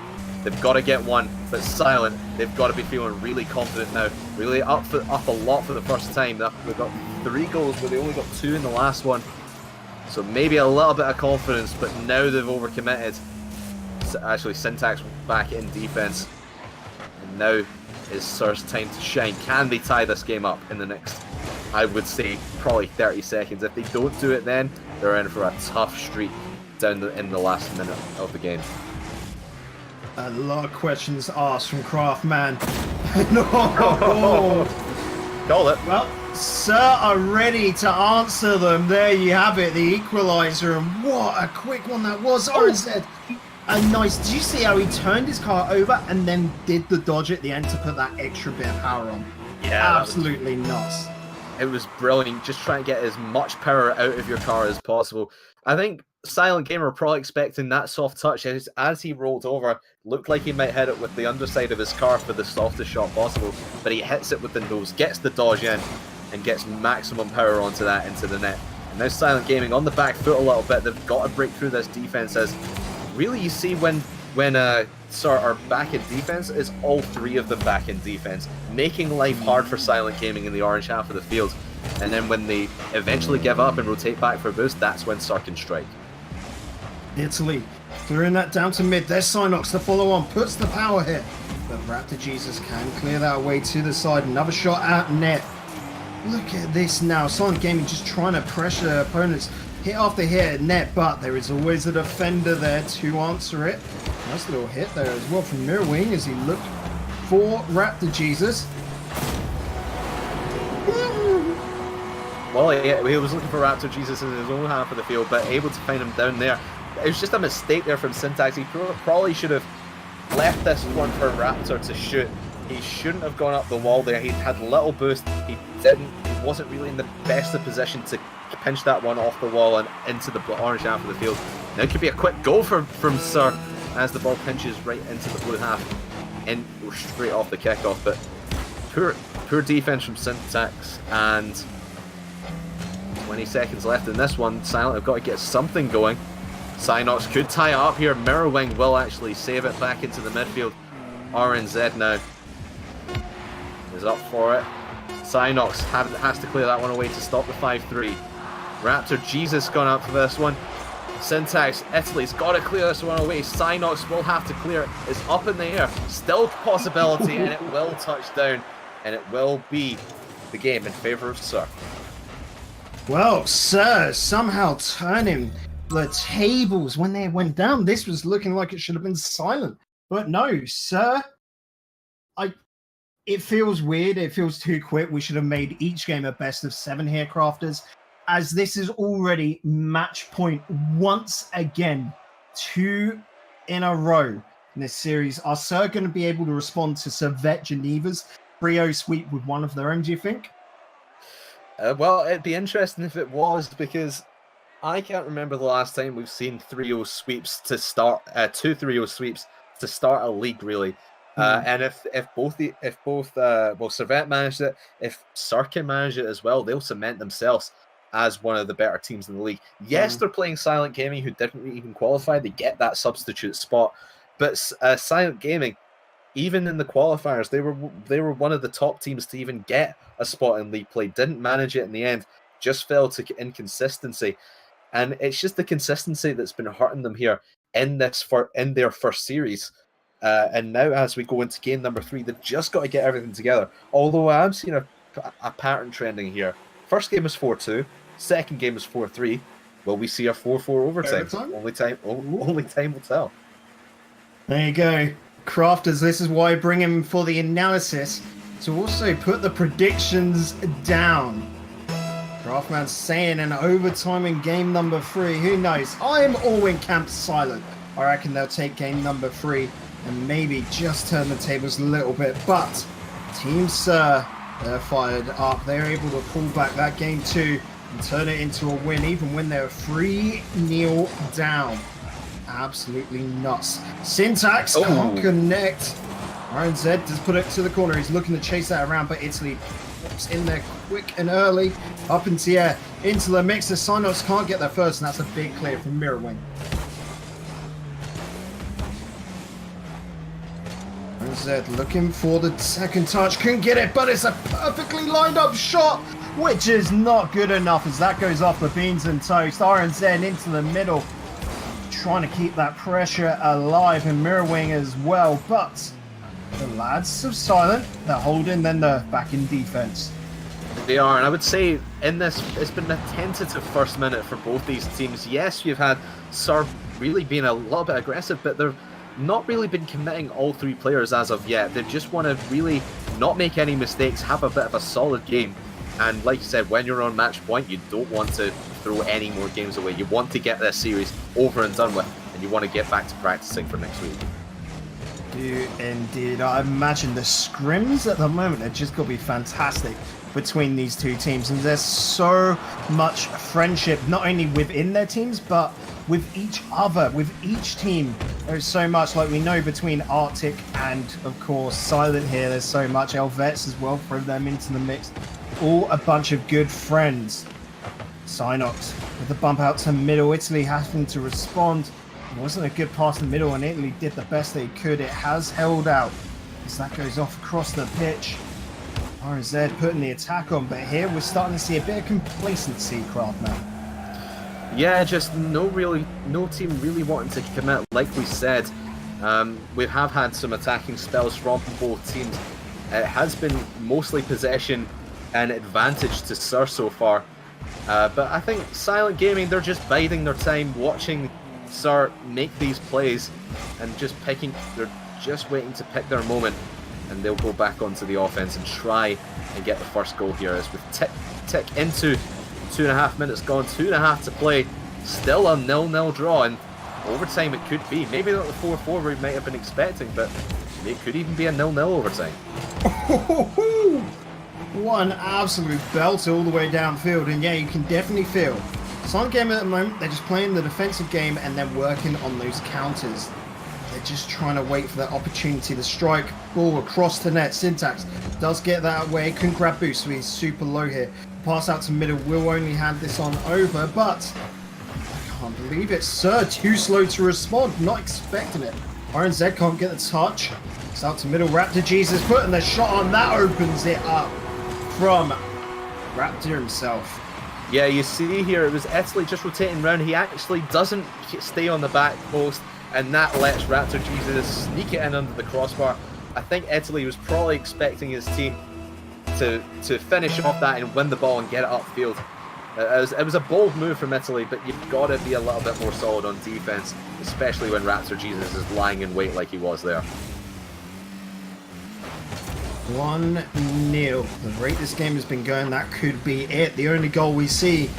Silent Gaming, prove me wrong. Italy up into the air. Cross, but we will pick up. Italy happened to leave that. It was awkward. Oh, so much time to build up here from RNZ. Big clear down center. Raptor Jesus picks it up. He's going to take this with him on the wall, but a good block from Syntax. Sends it all the way down into the Sir side. Good follow-up from Synops. Cross to middle, and Raptor Jesus does put that to the side. Sonic Gaming now starting to try and put on those pressure plays. Well, they really need to as we tick into the final minute. They are one goal down and match point down at the moment. They need to at least get this to overtime, I would say, to give them a shot of going and getting their first win of the season. Because that first win, it really sparks a little bit of confidence going into week number 2. But when you lose your first week, it's not as good, obviously. But Raptor Jesus, look at this. 1 to RNZ, back to Raptor Jesus, and all of Silent Gaming just confused in defense once again. And it has been the defense that has been downfall for Silent Gaming. They just get pressured by Sir, just can't get the ball away, and they just end up crumbling. And one of my favourite lines I always like to throw out there is knock on the door hard enough, it will eventually fall down. And Silent Gaming, their back door has been absolutely battering around. RNZ into center. Silent Gaming are 20 seconds to find 2 goals. A near impossible task. Are the lads up to it? Synops can get that off to the side. They can't play defense anymore. They've got to find a goal of their own. Italy picks up an absolute boomer downfield, but cannot find the net. It's wide. Syntax keeps it alive, but here, that is it. Game called. As soon as it hits the ground, there you have it. Sir respond to Servette's 3-0 with one of their own. And would you have it? Silent Gaming just could not seem to catch a break in that entire series. No, it was dominating really from the start, and you felt that Sir were more. They felt a little bit more confident. We talked about the scores in the last break there. It was 4-2, 4-3, and then 2-0. The only game that you don't score in for Silent Gaming is the game that you have to win. It just cements how inconsistent Silent have been throughout the qualifiers, and they've just bringing that through into the league play. I think now that they've played their first series and now they're getting into it and they know they have a full week to prepare for another best of 5 when they take on, I will tell you, they will be taking on Monk next week. We're actually going to see on stream after the break of this game. But Silent Gaming, they've got that first game under their wing. It's not a victory, not even a single game win, but that puts them in the same boat as Whiffmasters. So any team can come back from this. Again, long season, you've got plenty of time to sort it out, but you want to get it sorted as quickly as you possibly can. Yeah, so far today's matches, the end result anyway has gone in favor of, predictions of what you would expect. But it's a long league. Let's see how it goes, guys. As we've thrown this over to a break very shortly as we get ready for the next game, which is going to be Helvets versus Monks, which there's something we're not disclosing to the guys at home, Craftman, and that is the bacon rankings, where essentially we've rated each of the teams by what we think the seeds would be. Because like I said, the qualifying spots don't really line up. We've had a couple of changes in here. I'm not going to say where Helvets and Monk align in the grid, but they're right next to each other. So this is going to be another tasty match. Guys, don't go anywhere. This has been the TCS Esports League. Oh, it's good so far. Let's see how it goes. We're only halfway into the evening.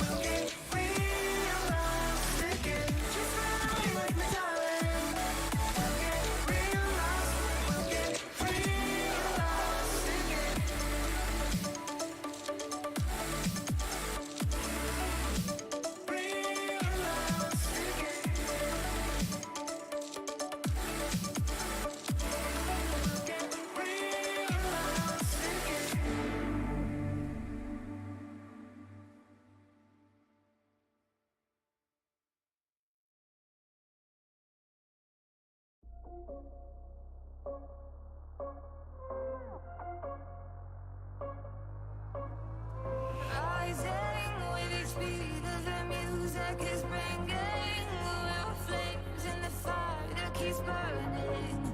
We're inviting the night in. Welcome, my heart so full, I'm devoting myself to the night. There's no motive, we're just listening, we're existing.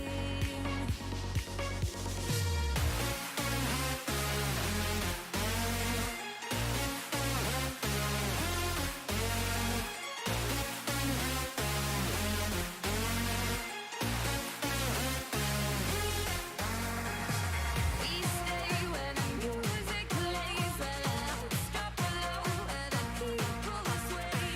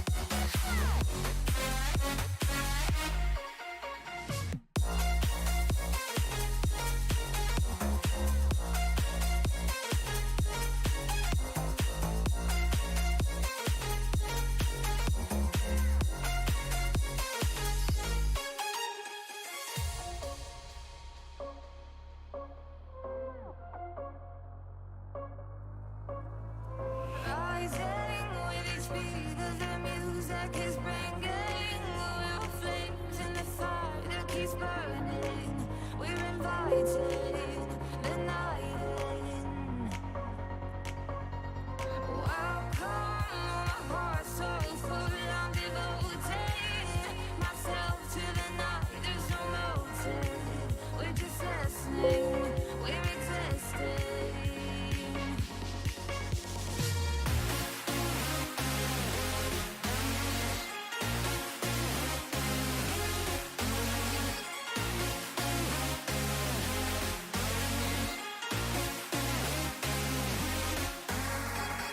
We stay where the music plays, where the hooks drop below, where the people sway.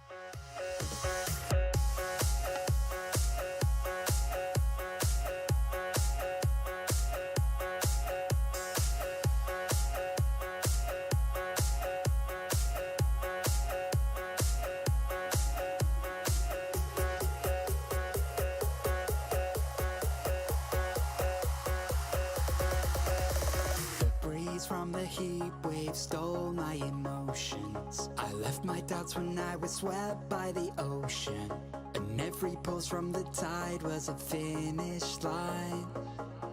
A wave race we were made to ride. You and I were first in line, and we took them by surprise. I was with you all the time. You may not realize, but I'm here. I hear your love declare when we get lost in our own minds. You'll be keeping me near.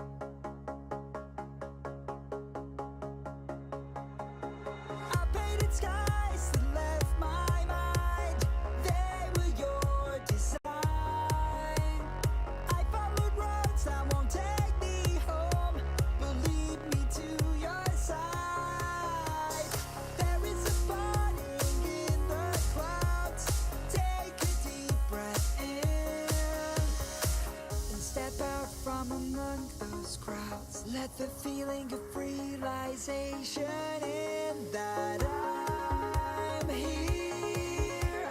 I hear you loud and clear. When we get lost in our own minds, you'll be keeping me near.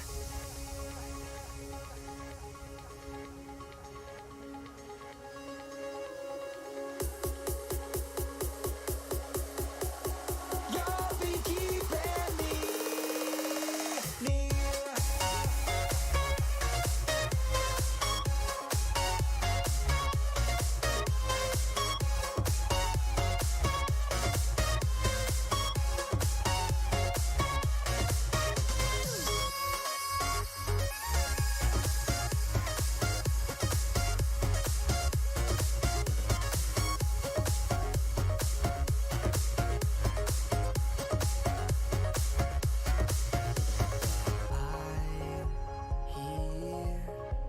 I hear you loud and clear. When we get lost in our own minds, you'll be keeping me near.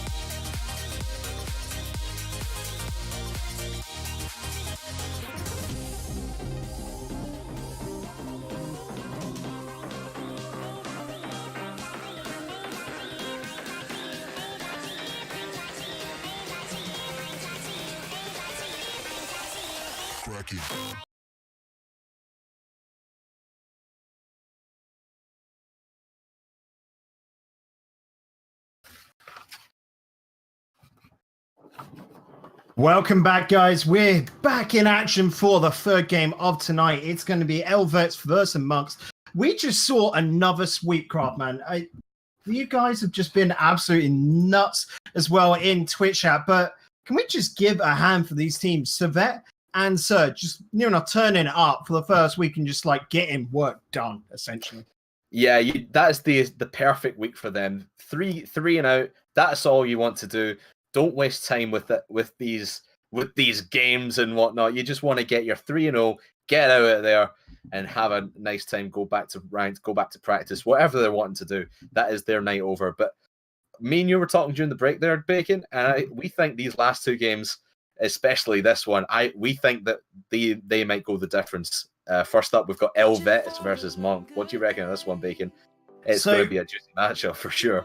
It is definitely going to be a juicy matchup. For a little bit of background for everyone there that probably might be tuning in for the first time, Elvets qualified in fashion. Essentially, they only dropped one game during their qualifying run, and that was the Whiffmasters, who we saw earlier. So they're quite a strong contester for this league. The difference, though, they have also picked up a new player. They brought up a Tashito, who is new. So we've got a lot of unsure variables to there, but if this new lad, the new Frenchman to the squad, can, perform to the level of his two compadres, then we've got a contester. And then Monk on the other side, they're a team that don't have, say, the mechanical skills to match the other teams, but they have teamwork in spades. This is a team to its core. These three lads have even named themselves with Monk on the end. That's just how committed they are to each other.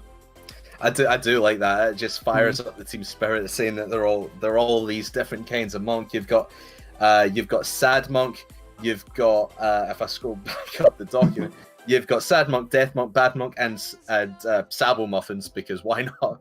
But he's their substitute. He's their substitute. But it's sad monk, sad death, and bad monk on the main roster, and it's a little bit of fun, but when you have that little bit of fun with your teammates, it just shows how much of a bond they have between them and how much they trust each other. So I think Monk, they're going to have a lot of team plays. I think they're going to be looking for each other. There's not going to be many of these, dribble it up the middle and try and flick the defense for yourself. They're going to be looking for each other all the way, and I think this is going to be one of the best team play teams in this league. Yeah, and Monk for me have to be my favorite team. Like, you don't get too much caster bias, but it's purely down to that teamwork. I love to see these lads play together because of that chemistry, and so that factor is probably of my favoritism to them is probably going to wither out during the league as the other teams start getting in touch with each other, as they start forming that chemistry. But here straight away, Monk are the team I'd want to win this match. The team I don't think will win it, though. Elvets might be one hurdle too high for them. Yeah, Elvets, they qualified back in qualifier number 5. And I was talking a little bit earlier when I was in qualifier number 7. It was when I was casting. We saw that Silent Gaming was their nemesis, and they're going to be facing off in a few weeks. But Helvets, they had a good run themselves. They got through to that grand final of qualifier number 6 even, and just knocked out Silent Gaming in a sweep in that grand final. So just bang and done. That's all out of there. And I think seeing these 3-0 sweeps to start us off in the season, I think Helvets are wanting to get out of there in a 3-0 fashion as well. But I don't think they will be. I think we'll go to at least game 4, possibly in a game number 5. We're just going to have to wait and see, because these two teams, like you said, you teased this before we went to break in your bacon ratings. They are right next to each other. We won't say the numbers, but we'll give that away yet. I think we'll give it away in a couple of weeks' time, where we thought it like stacked up against each other, to see if I was right just looking at the stats, looking on paper. But here, like I said, bringing in Otter is going to be the big question for the lads in Helvets. Who knows if he can perform out of his skin? If he can be the unknown variable, Helvets could be a contender for the victory. Only time will tell, as that's now a good push downfield. Helvets already wanted to link up and get a goal, but not going to happen. A big overcommitment, but Sadmonk can't put it away. Badmonk beaten by Lepre, but does get the block. Gets the block, but he's just given possession straight to Helvets as they try and go up the field. It is back and forth at the moment, but there's an interception from Badmonk off the touch from Otta, and it is now advantage Monks even as they try and get their first goal. But a minute has almost come and gone, and neither of these teams any further from getting their first goal of the season. Yep, they've got to push each other a little bit harder. 1 minute isn't massive. They're just thinning each other out still. RQ getting the demo in the air onto Sadmonk. Lepre chasing that down, but Badmonk does get in between him and the goal. Otter chasing it all the way down. He wants to hit towards the center, lining it up for RQ, but cannot find him effectively. Shot cannot be put on target, and Lepre just pushing it to the corner to allow time for his teammates to form up.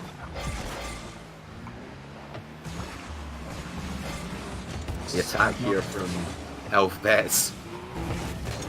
Just a lot, not really able to get anything out of that, but it's just putting some pressure onto Monk, letting them know that they're here, and they're chapping on the door. They're not banging on the door quite yet, but they're just giving it a little bit of a knock. This actually might be dangerous here, as Badmonk able to get that one away. But it's good pressure from Helvets, might actually force the first goal out of Monk. Badmonk does get the touch. He's wanting to charge this downfield. He's got Sad on the inside. Sad does cut in. The safety net was there. That was a poor pass in the end. Deathmonk couldn't get onto that. Otter, he's got the reset. Didn't need it. He couldn't get the speed to be a threat. Arku off the backboard. Got the follow through from Lepre, but crossbar denies it. Sad up in the air. Pushed off to the side. Lepre looking to put that back in the middle. There's Otter, the man we are. Sack was the first, Otter the second, and it seems, man, that both are proving their worth. Exactly. You might have that man on your roster, on your substitute roster, but bringing him in every time we talk about substitutes coming in all the time and how they might affect the team, you've got to remember these guys have been recruited by the main roster, and making sure that they work well together. They've probably been practicing for the last, I don't know, probably about the last month. Whenever Otta came in, they've been trying him out, trying to get a feel for how he works, and they have been fully prepared coming into this league. No doubt for Otta. A little bit of early nerves I saw a bit earlier on, a couple of misses, but getting the first goal for your brand new team in this brand new league has got to feel good for Otta. See, that was an interesting one as well. Helvets, they qualified with Sparks. Sparks was only subbing in purely for that day because he wanted to play. And then they replaced him. Otter must have just not been ready. But the other two, Arku and Lepre, have met the lads before, and they have got some fantastic chemistry going on between them. They're good mates. So, Otter's got to fit in well as well. Lepre, off the scene, can't keep up with it. Arku lends a hand. Sadmonk into the center. Aku trying to block that off, and Otter does come through, but Bad Monk gets that to the corner. Might have got that one away, but it's not a great clear, and the defense of Monk is just a little bit shaky. Not really able to get too many solid touches on it in their own half, as Deathmonk just giving that one right back to Helvets. There's an opportunity as Sadmonk shoots from the middle of the field. RQ able to get back in time, but Monk seem more comfortable in the other half, in their opponent's half of the field, than they do right back at net. Scary. Oof, Monk's not going to be able to pull that, and they've just got to put more players in front of that net. They've got to make sure they've got a cleaner ready to jump in. It's always been their problem. Bad Monk into the corner. That'll be picked up by Lepre. Pushing that to the center. Otter just wanting to keep the ball down into his opponent's end. Looking to drop that, but Bad Monk is there. The pop from Otter. Lepre into the corner. That lined up nicely for a follow through, but Otter just backing off. He needed the boost. He does need the boost, and Monk need this attacking phase as we tick into the final 20 seconds of the game. Oh, it might actually be 2-0. RQ can't shoot on target. Lepre might follow up, but now Monk need a big counter-attack here. They need to get out of their own half. Oh, intercepted by Otter at the stand-in for Helvets, the man they didn't qualify with. Now here in the TCS eSports League, showing up big time for Helvets in their first game of the season. They will win it. 2-0. Still 9 seconds to go. They could get more. Could do. Never know. Could be 2-1, could be 3-0. Who knows? It could be even 2-all. Let's see how this plays on out. Otter with the charge. Coming down to the final second here, and that touch of the ground. 2-0 will be written, etched into stone. Otter, lad, we had questions about what would happen with you on this squad, and well, it's only good things as the result. Yeah, the only goal scorer for Helvets. 2 goals from 3 shots. Fantastic opportunity for Otter to show off his talents. The 2 assists there from Lepre as well. It just shows you how much Helvets have been working as a team and taking advantage of Monk's less than stable defense. They have been rotating around, but when they rotate together, and they just get in each other's way, and it's not the cleanest of rotations, but they have been getting back there. Monk, I just want to see them tighten up a little bit, communicate with each other a little bit more, and maybe they can take the winning game too. Yeah, you could just say it's a little bit dysfunctional at the moment. Monk have a lot more to offer. This is, in the truest and harshest sense, the worst I've seen them perform to date. So I expect a lot more. Remember, it is the first match of the evening for them, and it'll be the only match. Each team with 1 shot each week to improve their standings. And here, the first week, this is setting your standings. It's a big hit downfield by Deathmonk. Up into the air, you're going to see Bad Monk try and set up a play. There's Sadmonk, and this is the team that we have been wanting to see. What a nice trio of plays. Welcome to TCS, Monk. And Sadmonk especially coming through there. Fantastic touch off the backboard from Bad Monk and down to Sad. Just confusing the defense of Helvets. Everyone just stuck in goal, really flat-footed and not able to get a good turn on the ball. And that is going to spark Monk now to try and turn this car around and get right back on track as they seem a little bit more confident now going into the latter half of the field. I think that has been their sticking point. They have been confident in the offense. It's just they need to stay there if they don't want to be on that shaky defense. It's almost through, and there Bad Monk gets it off the crossbar and into the net for the 2-0 lead. Well, how well you have done here, Monks. A quick attack, and it all comes down to a lot of pressure. Seems Helvets were not ready, but here, 4 minutes 20 remaining, and Monks are blazing on ahead. Otter looking to respond. Does put the pressure on, but Monks can deal with. Aku picking the ball up. Into the center he goes. Lepre beaten out. Sadmonk doing massive work there to guide his team. Oh, close. That was close. Aku keeping the attack going right into the mix. Otter is up. this post of Monks has just been saving them time and time again. It has been, and I think Bad Monk actually got a touch onto one of them. But you see there, it's just got to be better shooting from Helvets, as there was another double commit. Could have easily been 2-1, but they double commit, not communicating. Just tighten that up, boys. They're able to get one. Good demo for Otta, though. Onto Death Monk, clearing the net out. Arku able to shoot on that for the easy 2-1. So the posts were favouring the Monks. So Crossbar, it's only fair that he helps on out Helvets. Straight on down 2-1 is the standings. Monks, you got to be careful. Don't allow Helvets to tie this one up. Yeah, because I think if Helvets end up tying it up, they will be in the better position. They'll have momentum on their side. Just a bit of a misplay there from Sad Monkey. At least Death was there to clear it away, but now you see Helvets. They've been pressured in their own half for most of this game so far, but now they're starting to break into the orange half of the field, getting some passing plays under their belt. And Monk not able to answer them at the moment. They're just hard clearing, and that might end up helping them in the long run, but it's going to turn into a little bit of ping pong here in the middle of the game. And Helvets trying to push hard.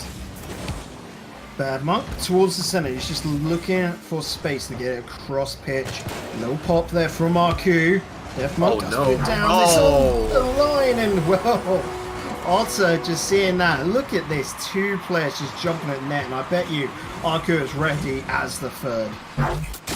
Yeah, it was a great touch from Arku, but just unfortunate there from Sad. Was it Sad Monk? I think it was. I'm getting confused already with all these Monk names. Come on, guys.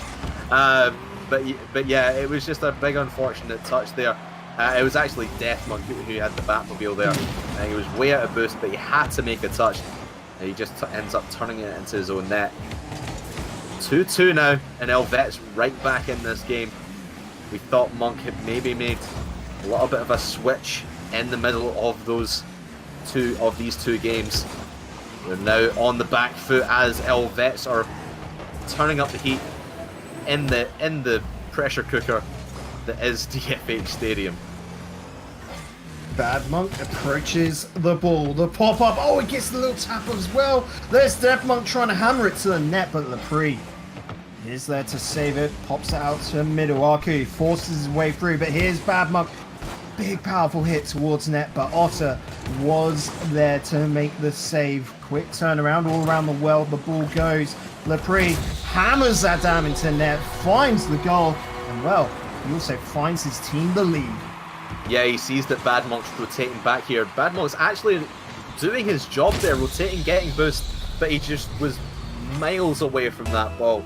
And Lepre picks his spot where Bad Monk not able to get to it and takes Helvets' first lead of this game, number 2. Actually might get it back to a tie game, and Sad Monk was trying to sneak it under the crossbar, but very well cleared away, very well dealt with by Helvets. They might actually make it 4-2. They don't, in fact, and it will go back into the hands of Monk.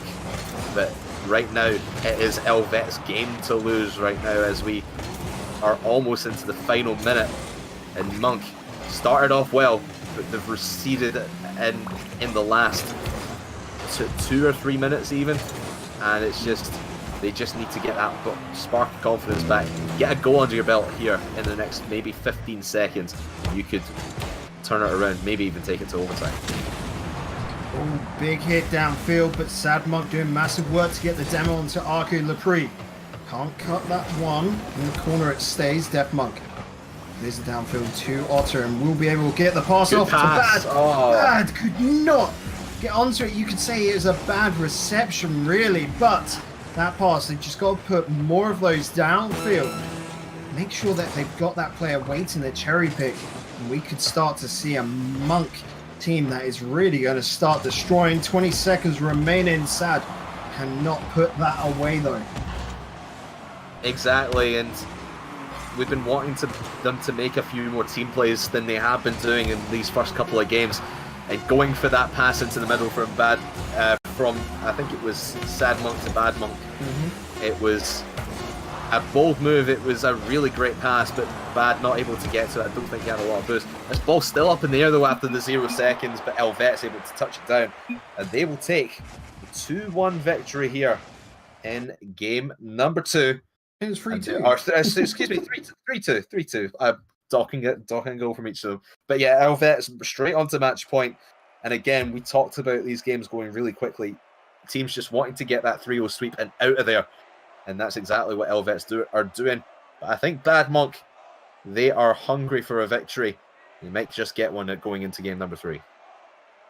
Helvet's looking a super strong side here. And well, twice in a row now, my MVP has to be Otter. Just the lad who is showing up. First game, it was all about those goals. This second game, though, Crafters, it was all about that pressure. Just look at that scoreboard. 7 shots. It does not matter if you are getting goals when you're just hammering it off that backboard. You're putting that pressure on.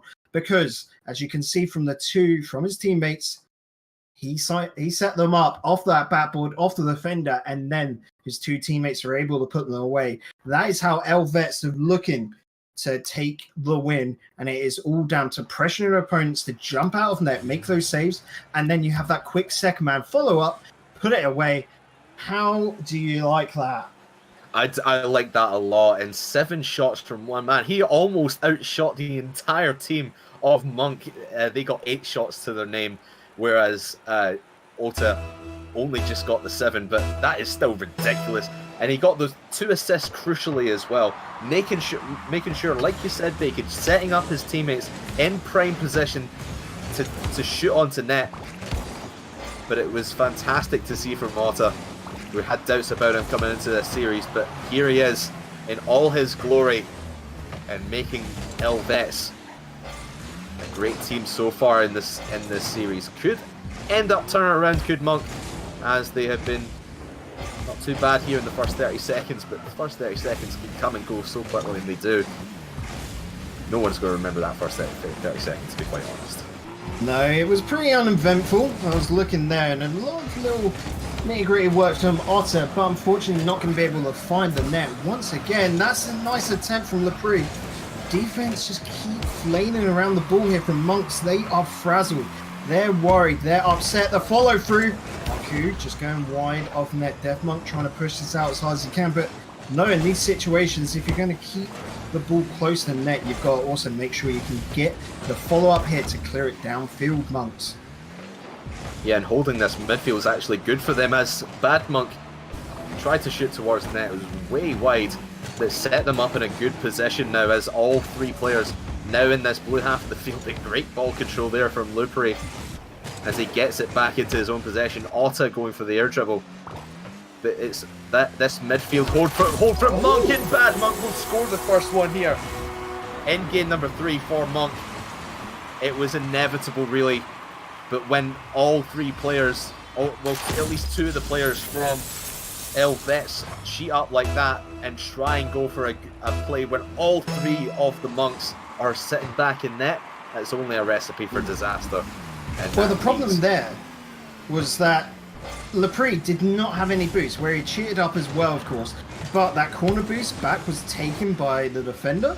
He was on the rotation back and just without anything in the tank could not catch up to that ball.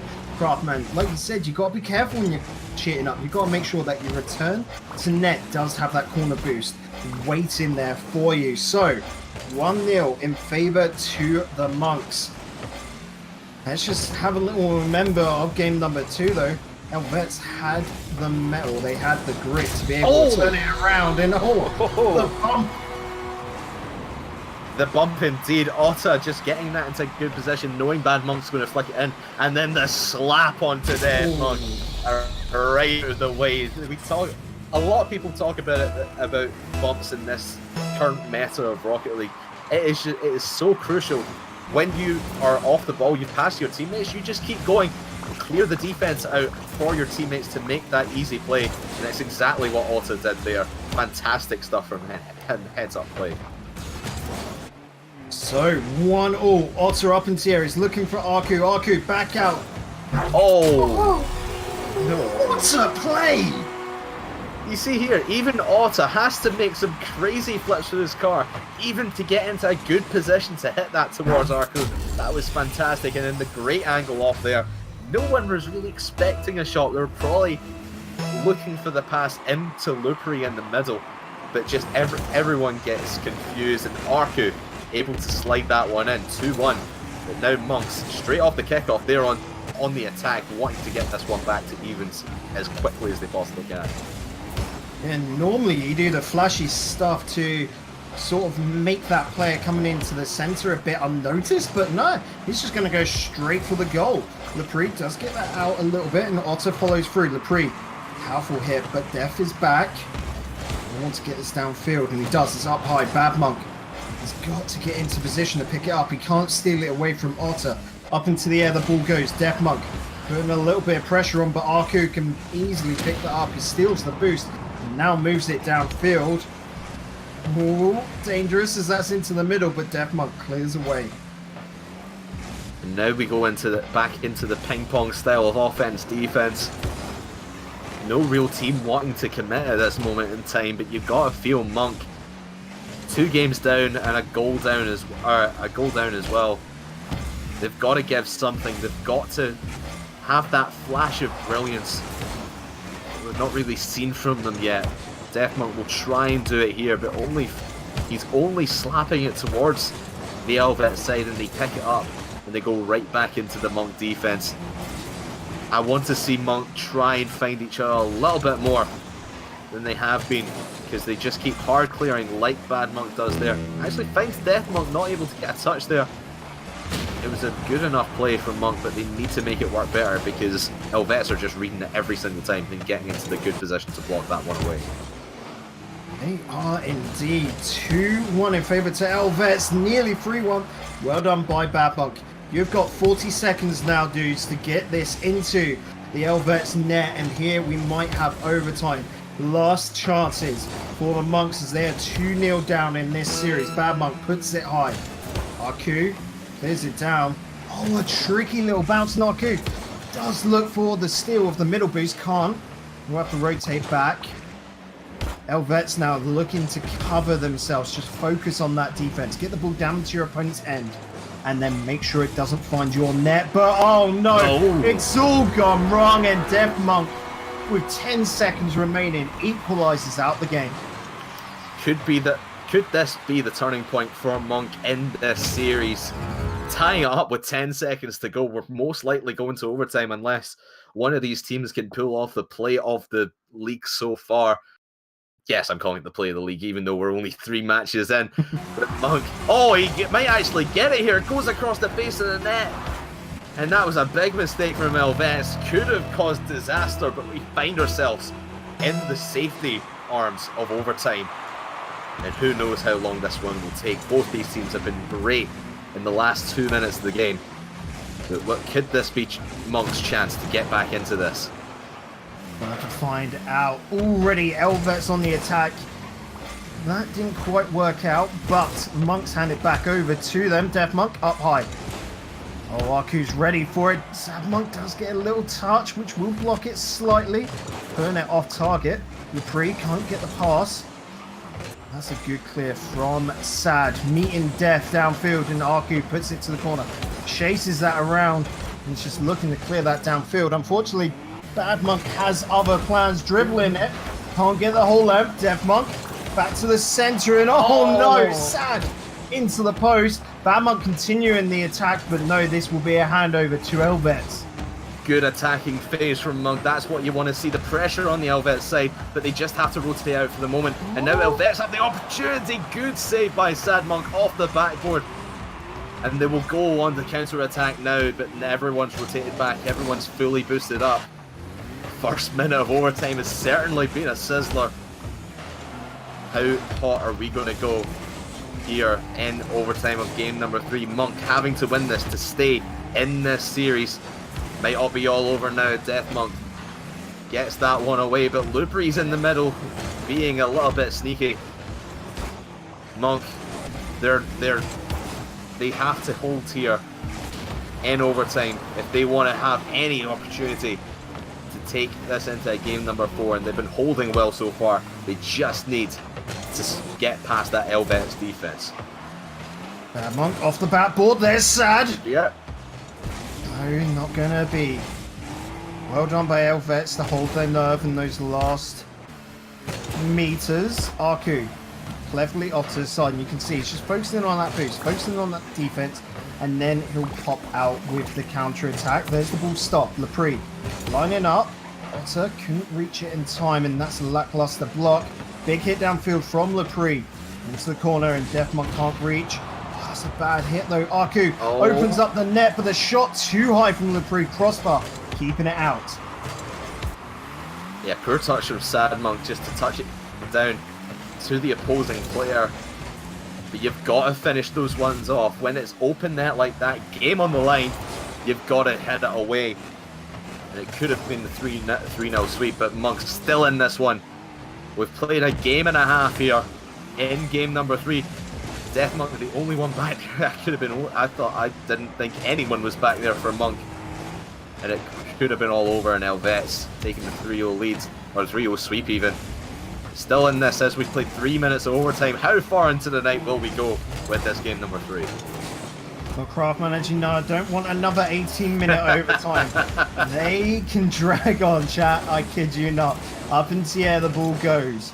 Deathmonk couldn't reach. Bad Monk has to cover. He's putting it back to the center, which is deadly. Well done from Sad to come out and meet that Otter. That's a bad pass. As Bad can follow on, and Sad getting on the wrong side of the ball. Lepre picking it up. He's got the pop. Demo coming out from Bad Monk onto Lepre. Pinch does put it wide of net, and so the Monks are lucky there. Another pinch and it down, but Lepre picks it up. He's chasing it. He's looking to get that to the corner, and he's wanting Otter to come across.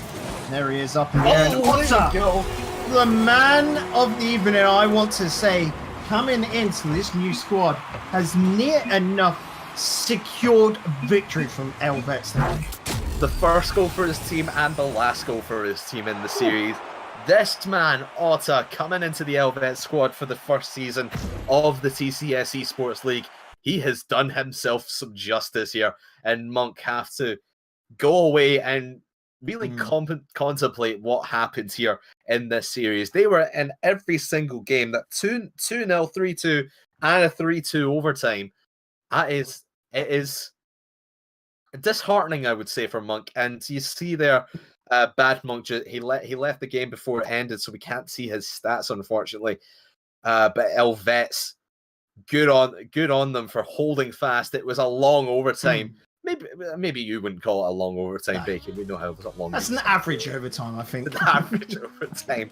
But well done for Helvets holding on there in the face of adversity. And Monk, they played well, but they've just got some things to sort out. I think they need to work on their team plays a little bit more and start communicating, because I saw a few over commitments and a few double commitments as well. So work on that for next week, and I think they will come back, and they will come back stronger. It was definitely a nervy night for the Monks here.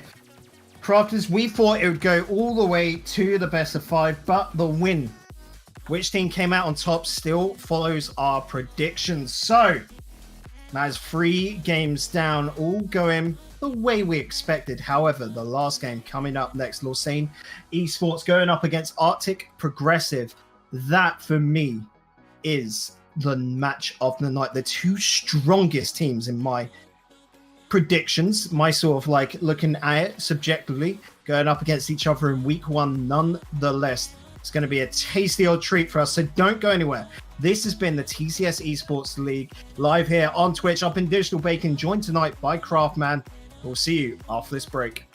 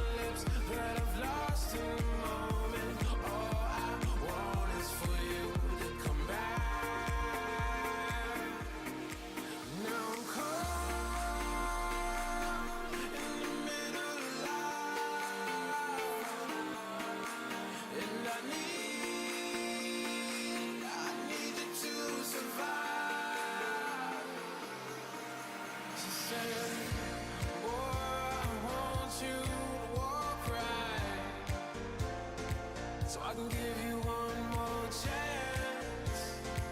You're only living in your damn head.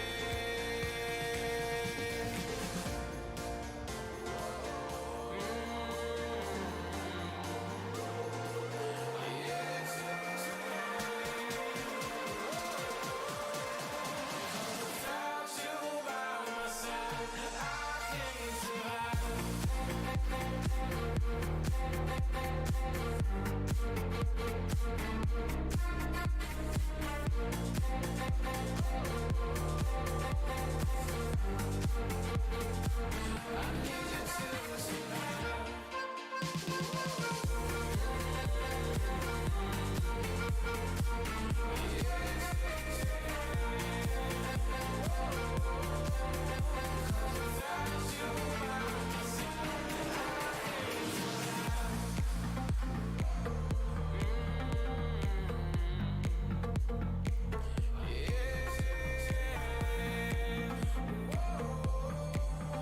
Cause without you by my side, I can't survive.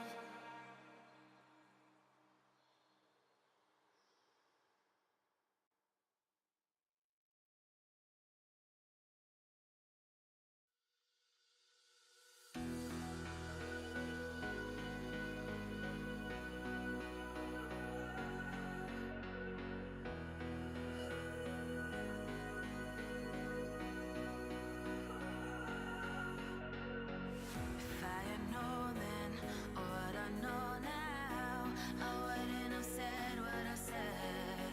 I took the long road, thought I'd be better on my own. Sometimes what's right is wrong instead. Cause I was too young, and I didn't understand that you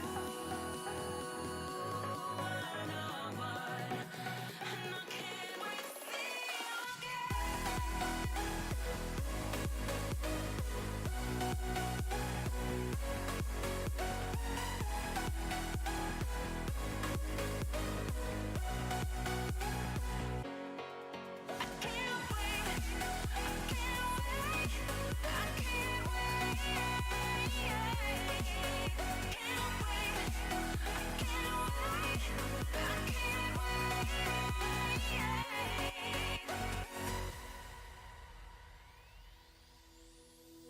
Hindsight is fleeting when your heart's bleeding and all you can see is red.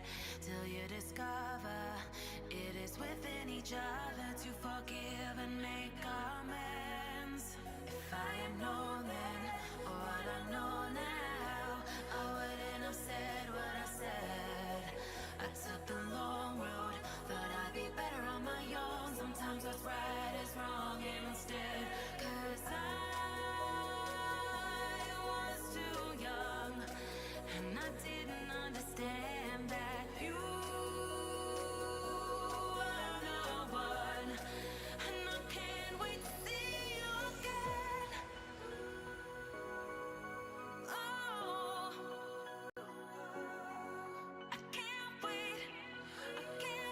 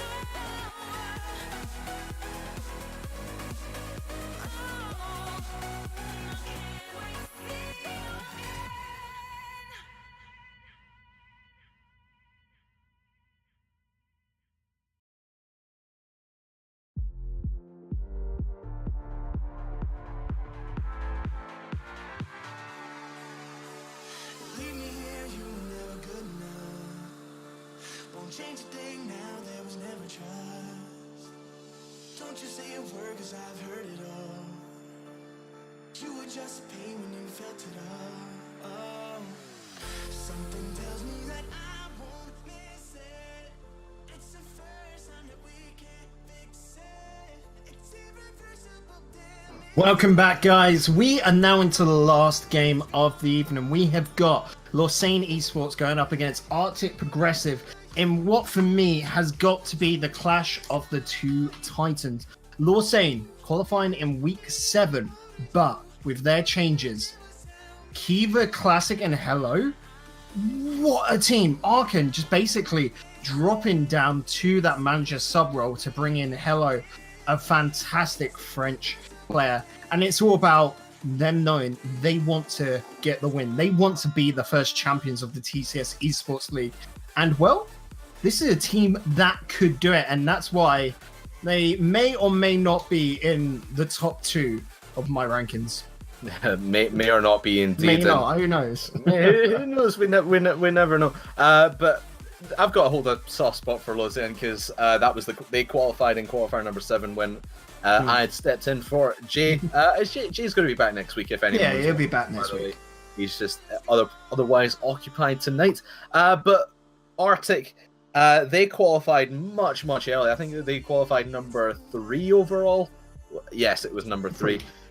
So they've got a lot of time on their hands to really just sit back and watch the qualifiers and see who they're going to be matching up against. But like you said, the guy coming in for Lausanne didn't play in that qualifier, so now he's just got to, like we said with Ota in the last game with Elvets, we might talk him down a little bit, but he could be the star player on this side. We're just gonna have to wait and see for Lausanne. But like you said, Bacon, this is going to be one hell of a matchup because this may or may not be in the top 2. These may not be the top 2 teams that you've got in the ranking. I'm not giving anything away, but so if anything, just from what we're saying, we're rating this match quite high. We're rating these two teams high. And Arctic, we're a team that I was also able to get to see back in March when I went out to Zurich. And these 3 lads have been together for a long time. In the little show match they put on, they absolutely dominated Elvets there. And here I'm expecting some domination, but I think we're going to see a lot of domination from both sides in just these plays. Essentially, we're going to see 2 teams that aren't necessarily focused on defense, I don't think tonight anyway, but are more focused on that attack. So we're going to see a lot of good plays, and I'm hoping some highlight-worthy goals. The lads from Arctic, they are of a caliber that can make it to LAN, and, well, I think with Juicy Kids dropping out, this is a favourable squad to take the whole victory. So, the lads are ready. They're wanting to start off their run in good fashion. The problem is they have Lausanne, a team that are ready to be champions themselves, standing in their way in week number 1. I'm Digital Bacon, joined by Craftman this evening, and we're just about kicking off for the last match. We're going to have the lads of Arctic in the blue, and well, that only means that Lausanne have to take orange. Colors don't matter. Both these 2 teams, if they were to pick a color, it would be blue. Just look at their logos. But results are all that cares here. Arctic.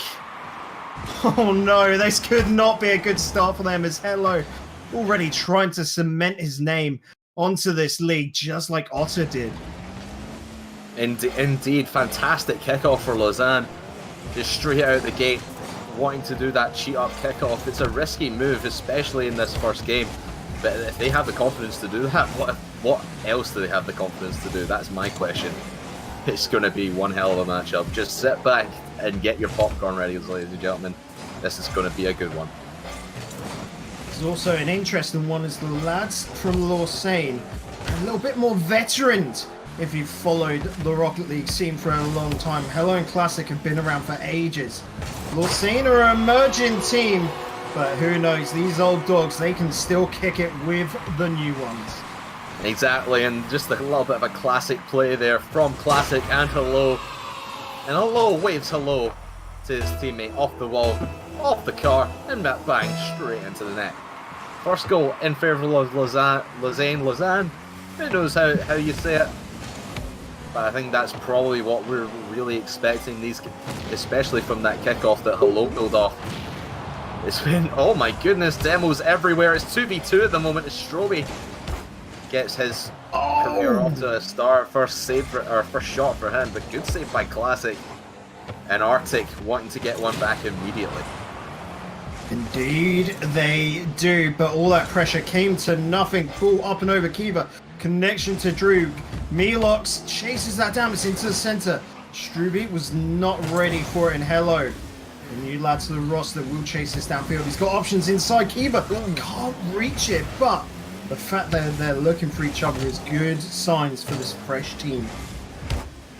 Exactly. We've been mentioning this in all the series that we've been doing so far tonight. All these teams have been looking for each other, but that's the closest team play that's not gone their way that I've seen tonight.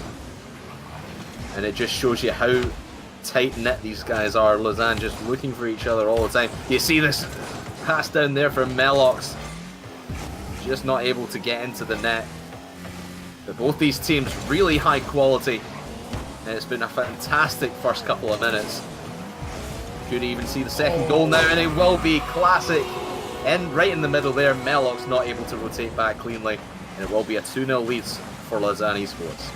Big mistake there from Melox, trying to jump up. He was expecting the shot from Classic a lot earlier as he had no boost. In those situations, Crafters, you've got to close out that ball. You've got to put yourself near enough, as close as you can to it. And unfortunately, gave too much room for Classic just to weigh it out. And for me, that was a ghost hit. Kiva, he's just going to continue the good times for the trio from Lausanne. Yeah, just right off kickoff, and again, way too much space. Stroby way out of position, and Melox not able to come back. And he was at a very awkward angle, flying in at the end there. Not able to get the touch there. But Lausanne, what a start for them. Right off a kickoff, they put the pressure on, and it has just been all Lausanne in this first game. Arctic need to come up with an answer. Might not come here in game number 1, but they need to set it up for the next couple of games. Crafters, I'm worried here, buddy. From what we've seen so far, tonight could be all sweeps. We could be hitting Sweep City. That's what we're renaming Zurich to anyway. Kiva gets it off to the corner. That's a good block from Stroby. Oh no.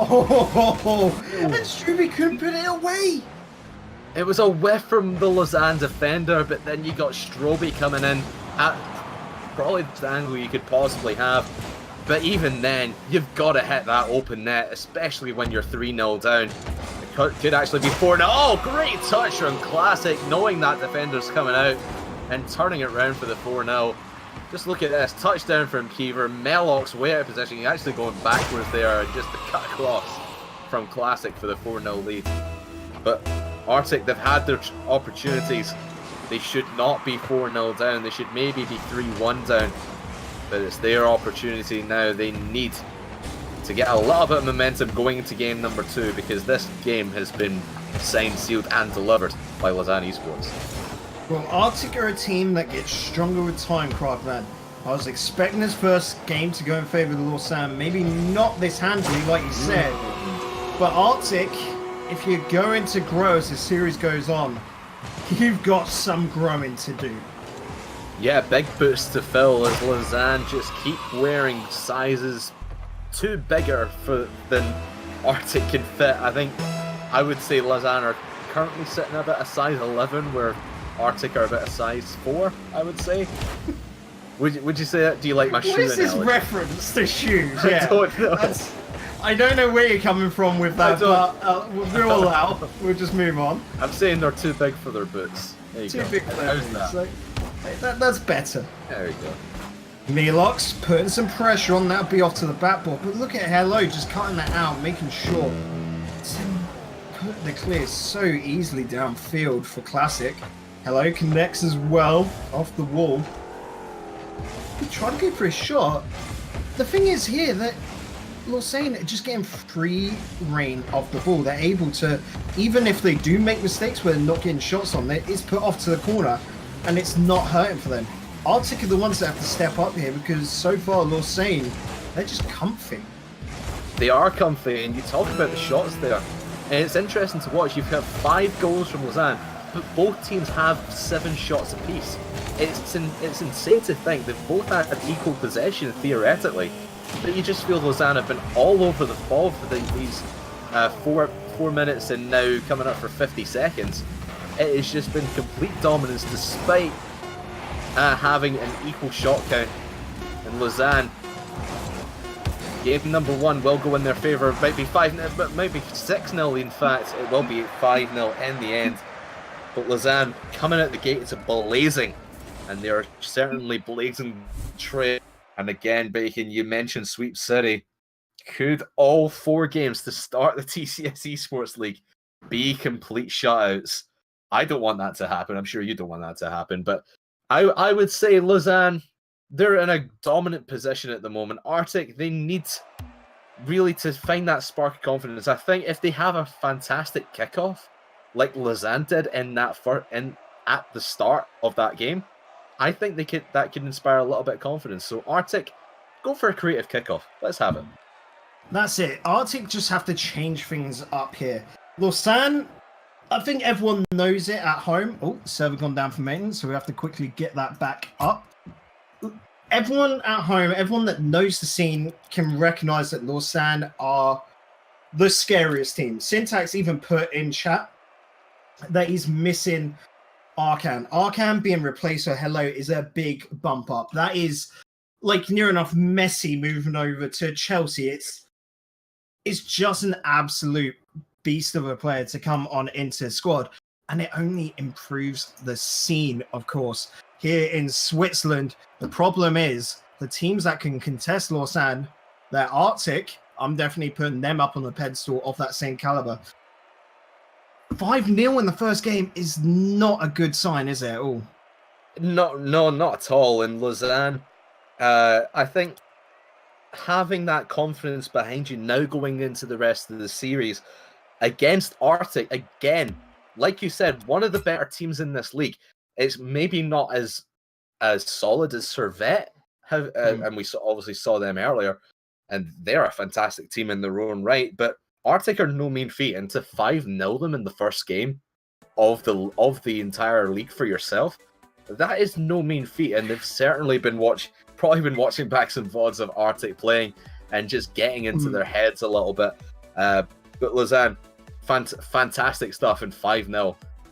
Certainly not to be surpassed. But I think game number 2, now that Arctic have a feel for what Lausanne are going to do, and having this kind of extended break while we get the server back up, it might even be hugely beneficial for them, because they'll be able to work out a game plan, work out a strategy, even go for one of those more creative kickoffs, like I said they should do, like Lausanne did at the start of that first game. If Arctic can now match the playstyle of Lausanne, they know how they play, I think we could see a really close game too. Yeah, well, all the players are into this new lobby, so we should be ready to go as soon as they jump on in. And yeah, like you said, that long break sort of like nullifies any advantage, any momentum that Lausanne have going into game number 2. So I'm expecting this one to be a bit close. We all know Arctic. I'm sure a lot of you guys in chat can back me up here, and that they do start off very shaky, very unstable. The first games, normally, I don't want to be mean, but a throw. After that, though, they turn up the heat. And so, come on, Arctic, you've got to make this one count, because it's still best of 5. That's near enough the safety net they can throw away. They still have another safety net line and wait. You do not want to use it. So, kickoff underway here on DFH Stadium. Ooh, Arctic already sweating a little bit as Lausanne are looking to continue where they left off in game number 1. Stroby got a little bit too much of that. Wanted the block but couldn't reach across. Milox back into the center, and Kiva can clear that away. Connects with Classic. That demo from Milox, outstanding, just being able to see the player and remove him. Yeah, just completely take him out of the game. And Lausanne really picking off where they left off. We talked about maybe this break being beneficial for Arctic, but Lausanne have just came out of the gates firing on all cylinders like they did in game number 1. and it's really threatening this Arctic net again, and they're not really dealing with it too well. Yes, we haven't had a goal yet, but Lausanne, the possession has been something of amazement, because I don't think I've seen this ball in the hands of Arctic for more than maybe 2 seconds at a time. I was speaking about Arcan earlier, and I've just seen his name pop up in Twitch chat supporting his side. He's going to be watching everything from the comfort of his seat, listening to our commentary, and maybe relaying that off to his team. We'll have to see. A nice hit from Kiva, perfectly taken. A lofty slow one is what you needed there to defeat the defense. And especially when all 3 players are back in net like that, you never really can tell which way the ball is going to go when a player cuts across the net like that. But Kiva gets the right amount of power on it, not too hard, not too soft, in that Goldilocks zone in the middle, and able to turn it in for the 1-0 lead. And Lausanne, we talked about maybe them coming out a bit too hot in game number 1, and now they might have burned themselves out. But Arctic, still freezing cold. It's nothing that they might be concerned about at the moment, but they've really got to get a goal under their belt. They've played almost 8 minutes of gameplay, and they've not scored a single goal yet. So I think once they get that first goal under their belt, they might get it here as Melox tries a flick. Nice save by Classic, but as soon as they get that first goal under their belt, you might see a different Arctic eSports coming out in the rest of the series. Kiva can't beat Melox. That's an open net ahead, but wow, Classic just gets the touch. Be able to redirect that from Droog into the center, but Hello can clear. Kiva chasing up. He's put the shot on, putting some pressure, and he has to turn. He's got no boost, so this needs to be a quick counter. The backboard does line it up, but Droog just could not get it on. That was a painful miss attempt. Arctic need to get ready as this is quickly turned around, and Classic with the classic backboard goal. And you see that it was just complete cheat up from Arctic. Drog was the furthest man back, but he was on the midfield line, and it just easy bit long clear for Hello, and a nice tap in from Classic to finish it off. 2-0 in favour of Lausanne. Arctic still searching for answers to this aggression that Lausanne have shown throughout these 2 games so far. 2-0. It looks like Lausanne don't want to give Arctic a chance at all. Pass downfield. This is good from Arctic, but Hello does get the clearance. He's waiting for this. I think he tried to fake it out there to allow the back pass essentially, but we'll have to let that one lie in wait. Melox goes wide of the target, and Hello does get a touch to put it up high. Stroby looks to the middle, but Classics cuts it out. Well placed over to the side, but the attack continues from Arctic here as Drew puts it into Kiva. Hello picks it up, can't clear it down, he's blocked. Melox does get a demo onto Kiva, but can't do much with it. And this attack from Arctic Progressive has all came from that miss that Hello made when the ball was coming back towards them. He just, you talked about maybe he was faking out for the back pass, but it's not worked in Lausanne's favour. Now they actually get breakout into the blue half. Good double touch from Kiva. It's actually giving an open net. Classic can't put it in. Oh, he had the chance to put this game out of reach. But it's still 2-0 in favour of Lausanne. And Arctic have a glimmer of hope to get a couple of goals in the last minute now. See, that's the scary thing. It's still 2-0. No goals yet from Arctic Gaming. Still haven't scored a single one, and that is painful for them. They've got to warm up. Admittedly, their defense a big improvement upon last time, but the attack still continues here from the lads of Lausanne, or Lausanne, however you want to say it. Melox does get that away. Stroby beaten.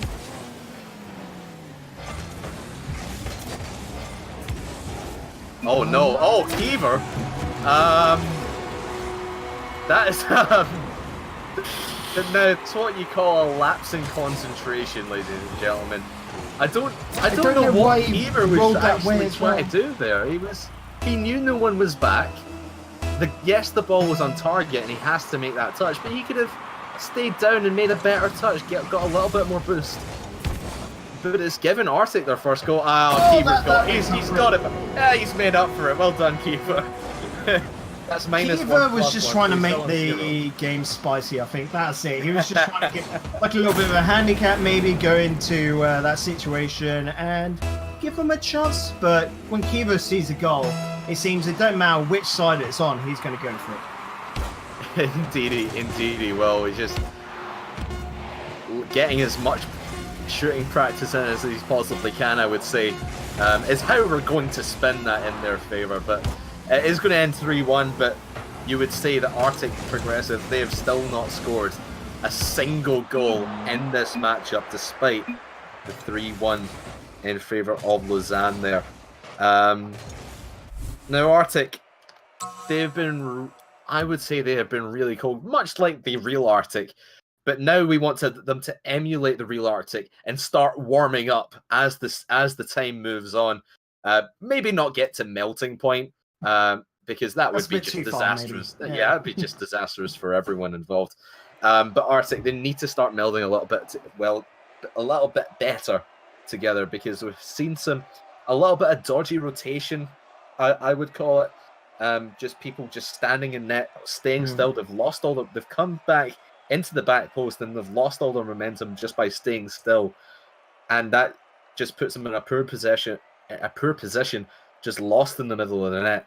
And Arctic, they need to keep momentum on their side if they want to try and get Lausanne back a game. And we go into game number 3. Lausanne, stop me if you've heard it before, Bacon, but 2 games down and we have one team on match point already.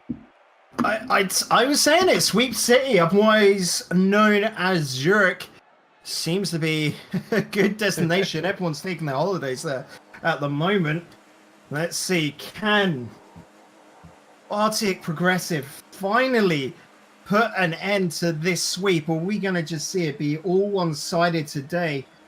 I thought this game was going to be a lot closer. Arctic, I mean, if you play under pressure, fair play, but it's pretty stressful, not only for us casters, but the viewers at home as we get underway.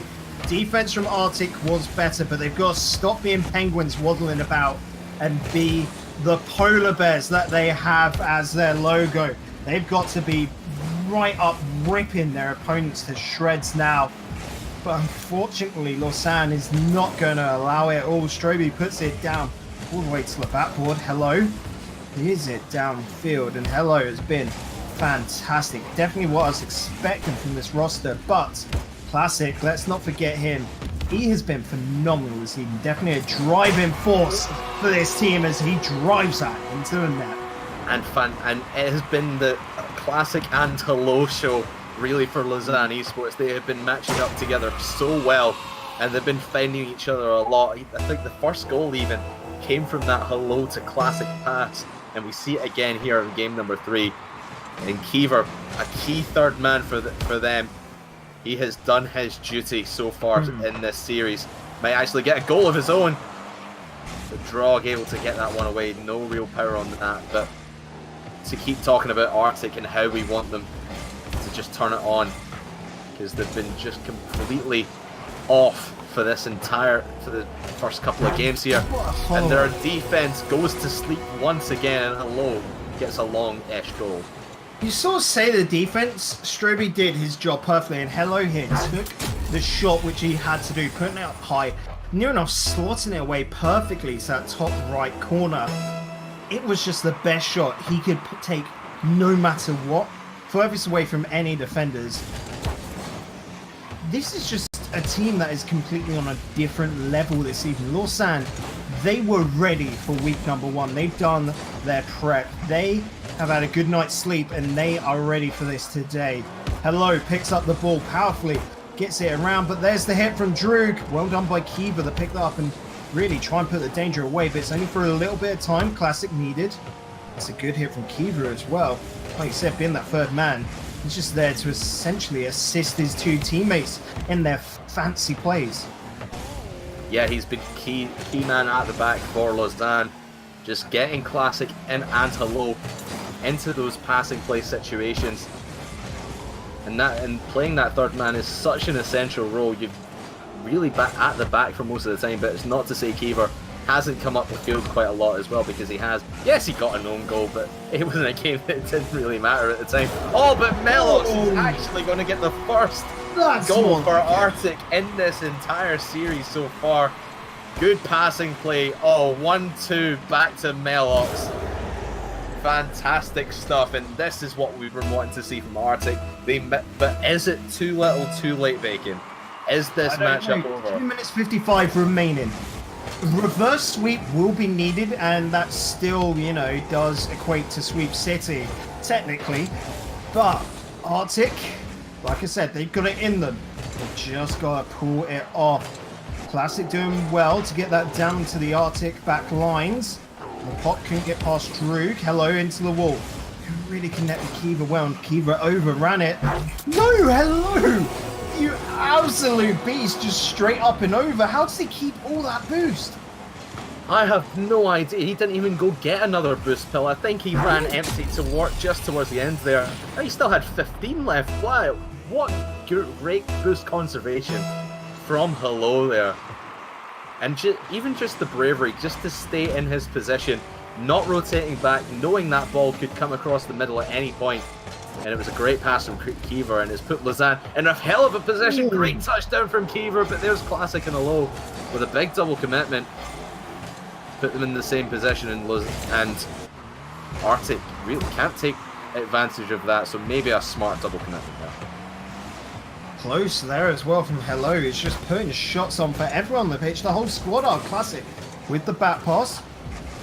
Hello was really pushed up far forward there, so you can see there's a lot of confidence coming out from Lausanne's side. That means Arctic, you've got to get it up and over them. Take the long shots from your back line, and they should be able to reach your opponent's net. Droog pops that nicely to the corner. He's looking for the follow through here off the backboard. Looking for Melox. Melox goes high. Need the third to come on in, but no, it's all gone wrong, and Classic comes away with a goal. Arctic just too scared to put that finishing touch on, it seems. Yeah, and you talk about long goals in favour of Arctic. They've got to do that. At this point, Lausanne are happy just to sit back and let Arctic come to them. And as soon as Arctic's play breaks down, which by the looks of things, it has been doing quite a lot when they get into the offensive half of the field. Oh my goodness, you talk about breakdown in communication. And there's another one in favour of Droog. Strobe just finds him right in the left-hand corner of the field. And really the hidden man there, not really anyone knowing that Droog was there in position. Droog wasn't needed. He stole that ball. Yeah, he did. I was trying to play it, not make it a goal didn't want to call him a thief. I didn't want to call him a dirty goal thief, but if that's the line we're going, if that's the party line now, Droog's a goal thief. Look, tonight we have gone all harsh and true, harsh and honest, So let's call out the players that are just stealing goals away. So 2 goals remain between these two sides. Arctic still on the back foot. Said about how they play better under pressure, and well, this is as much pressure as you're ever going to get here on the deciding match point. Nonetheless, and you're down. Time keeps whistling away here. Into the corner it goes. Classic. Just trying to go for that back pass. Kiva retreating. Does have 100 boost, and he'll look to line up the goal. Classic gets the hit to push that off to the side. Attacks coming out from Arctic, but none able to get anywhere near that net. No, it's just shut down by Lausanne every single time. And as time whittles away into the final 10 seconds, ladies and gentlemen, Bacon, pack your bags. We're going to sweep City. Zurich, Switzerland. It has been one hell of an evening. What a start to the TCS eSports League, as we have 4 series and 4 3-0 sweeps. Congratulations, Lausanne. Get your brooms, everyone. Oh, yeah. The brooms have currently been broken here. All the brooms in Zurich are just done. They need replacing. Just after the performances tonight, I would not have thought it beforehand out of any of the games here that we'd be seeing straight sweeps. But that's just how the cookie crumbles, I guess, here tonight. Is Lausanne. rightful first seeds, we would say the strongest looking team coming into this, really show their dominance. They assert themselves as they take the win. Arctic, next week, they have got a lot of answering to do, don't they? They do, and they're going to be taking on Elvets in the third match of the day, so that's not going to be an easy task for them. Lausanne, they're going to be up against Wefmasters. You would say that's an easy game, but nothing's going to ever be easy in this league. I think all these teams, despite it all being 3-0 sweeps today, you did see some flashes of brilliance, even from teams who lost their matches. I think they've still got 13 more weeks to prove themselves, to be quite honest. And I think if you when you come back next week, all these teams are going to be fired up. They're going to be watching the VOD back as much as they can, all the replay analysis that they're going to do, and just talking to their teammates and just getting ready for next week, because you played your one best of 5 and you're done for the day. That is probably one of the best things about a league, is that you only have to play one matchup a week, and then you can just go away and get prepared for the next one, and that's exactly what these teams are going to go away and do. So that means we currently have the board split in half. We have got Servette, we have got Sir, we've got Lausanne, and of course we have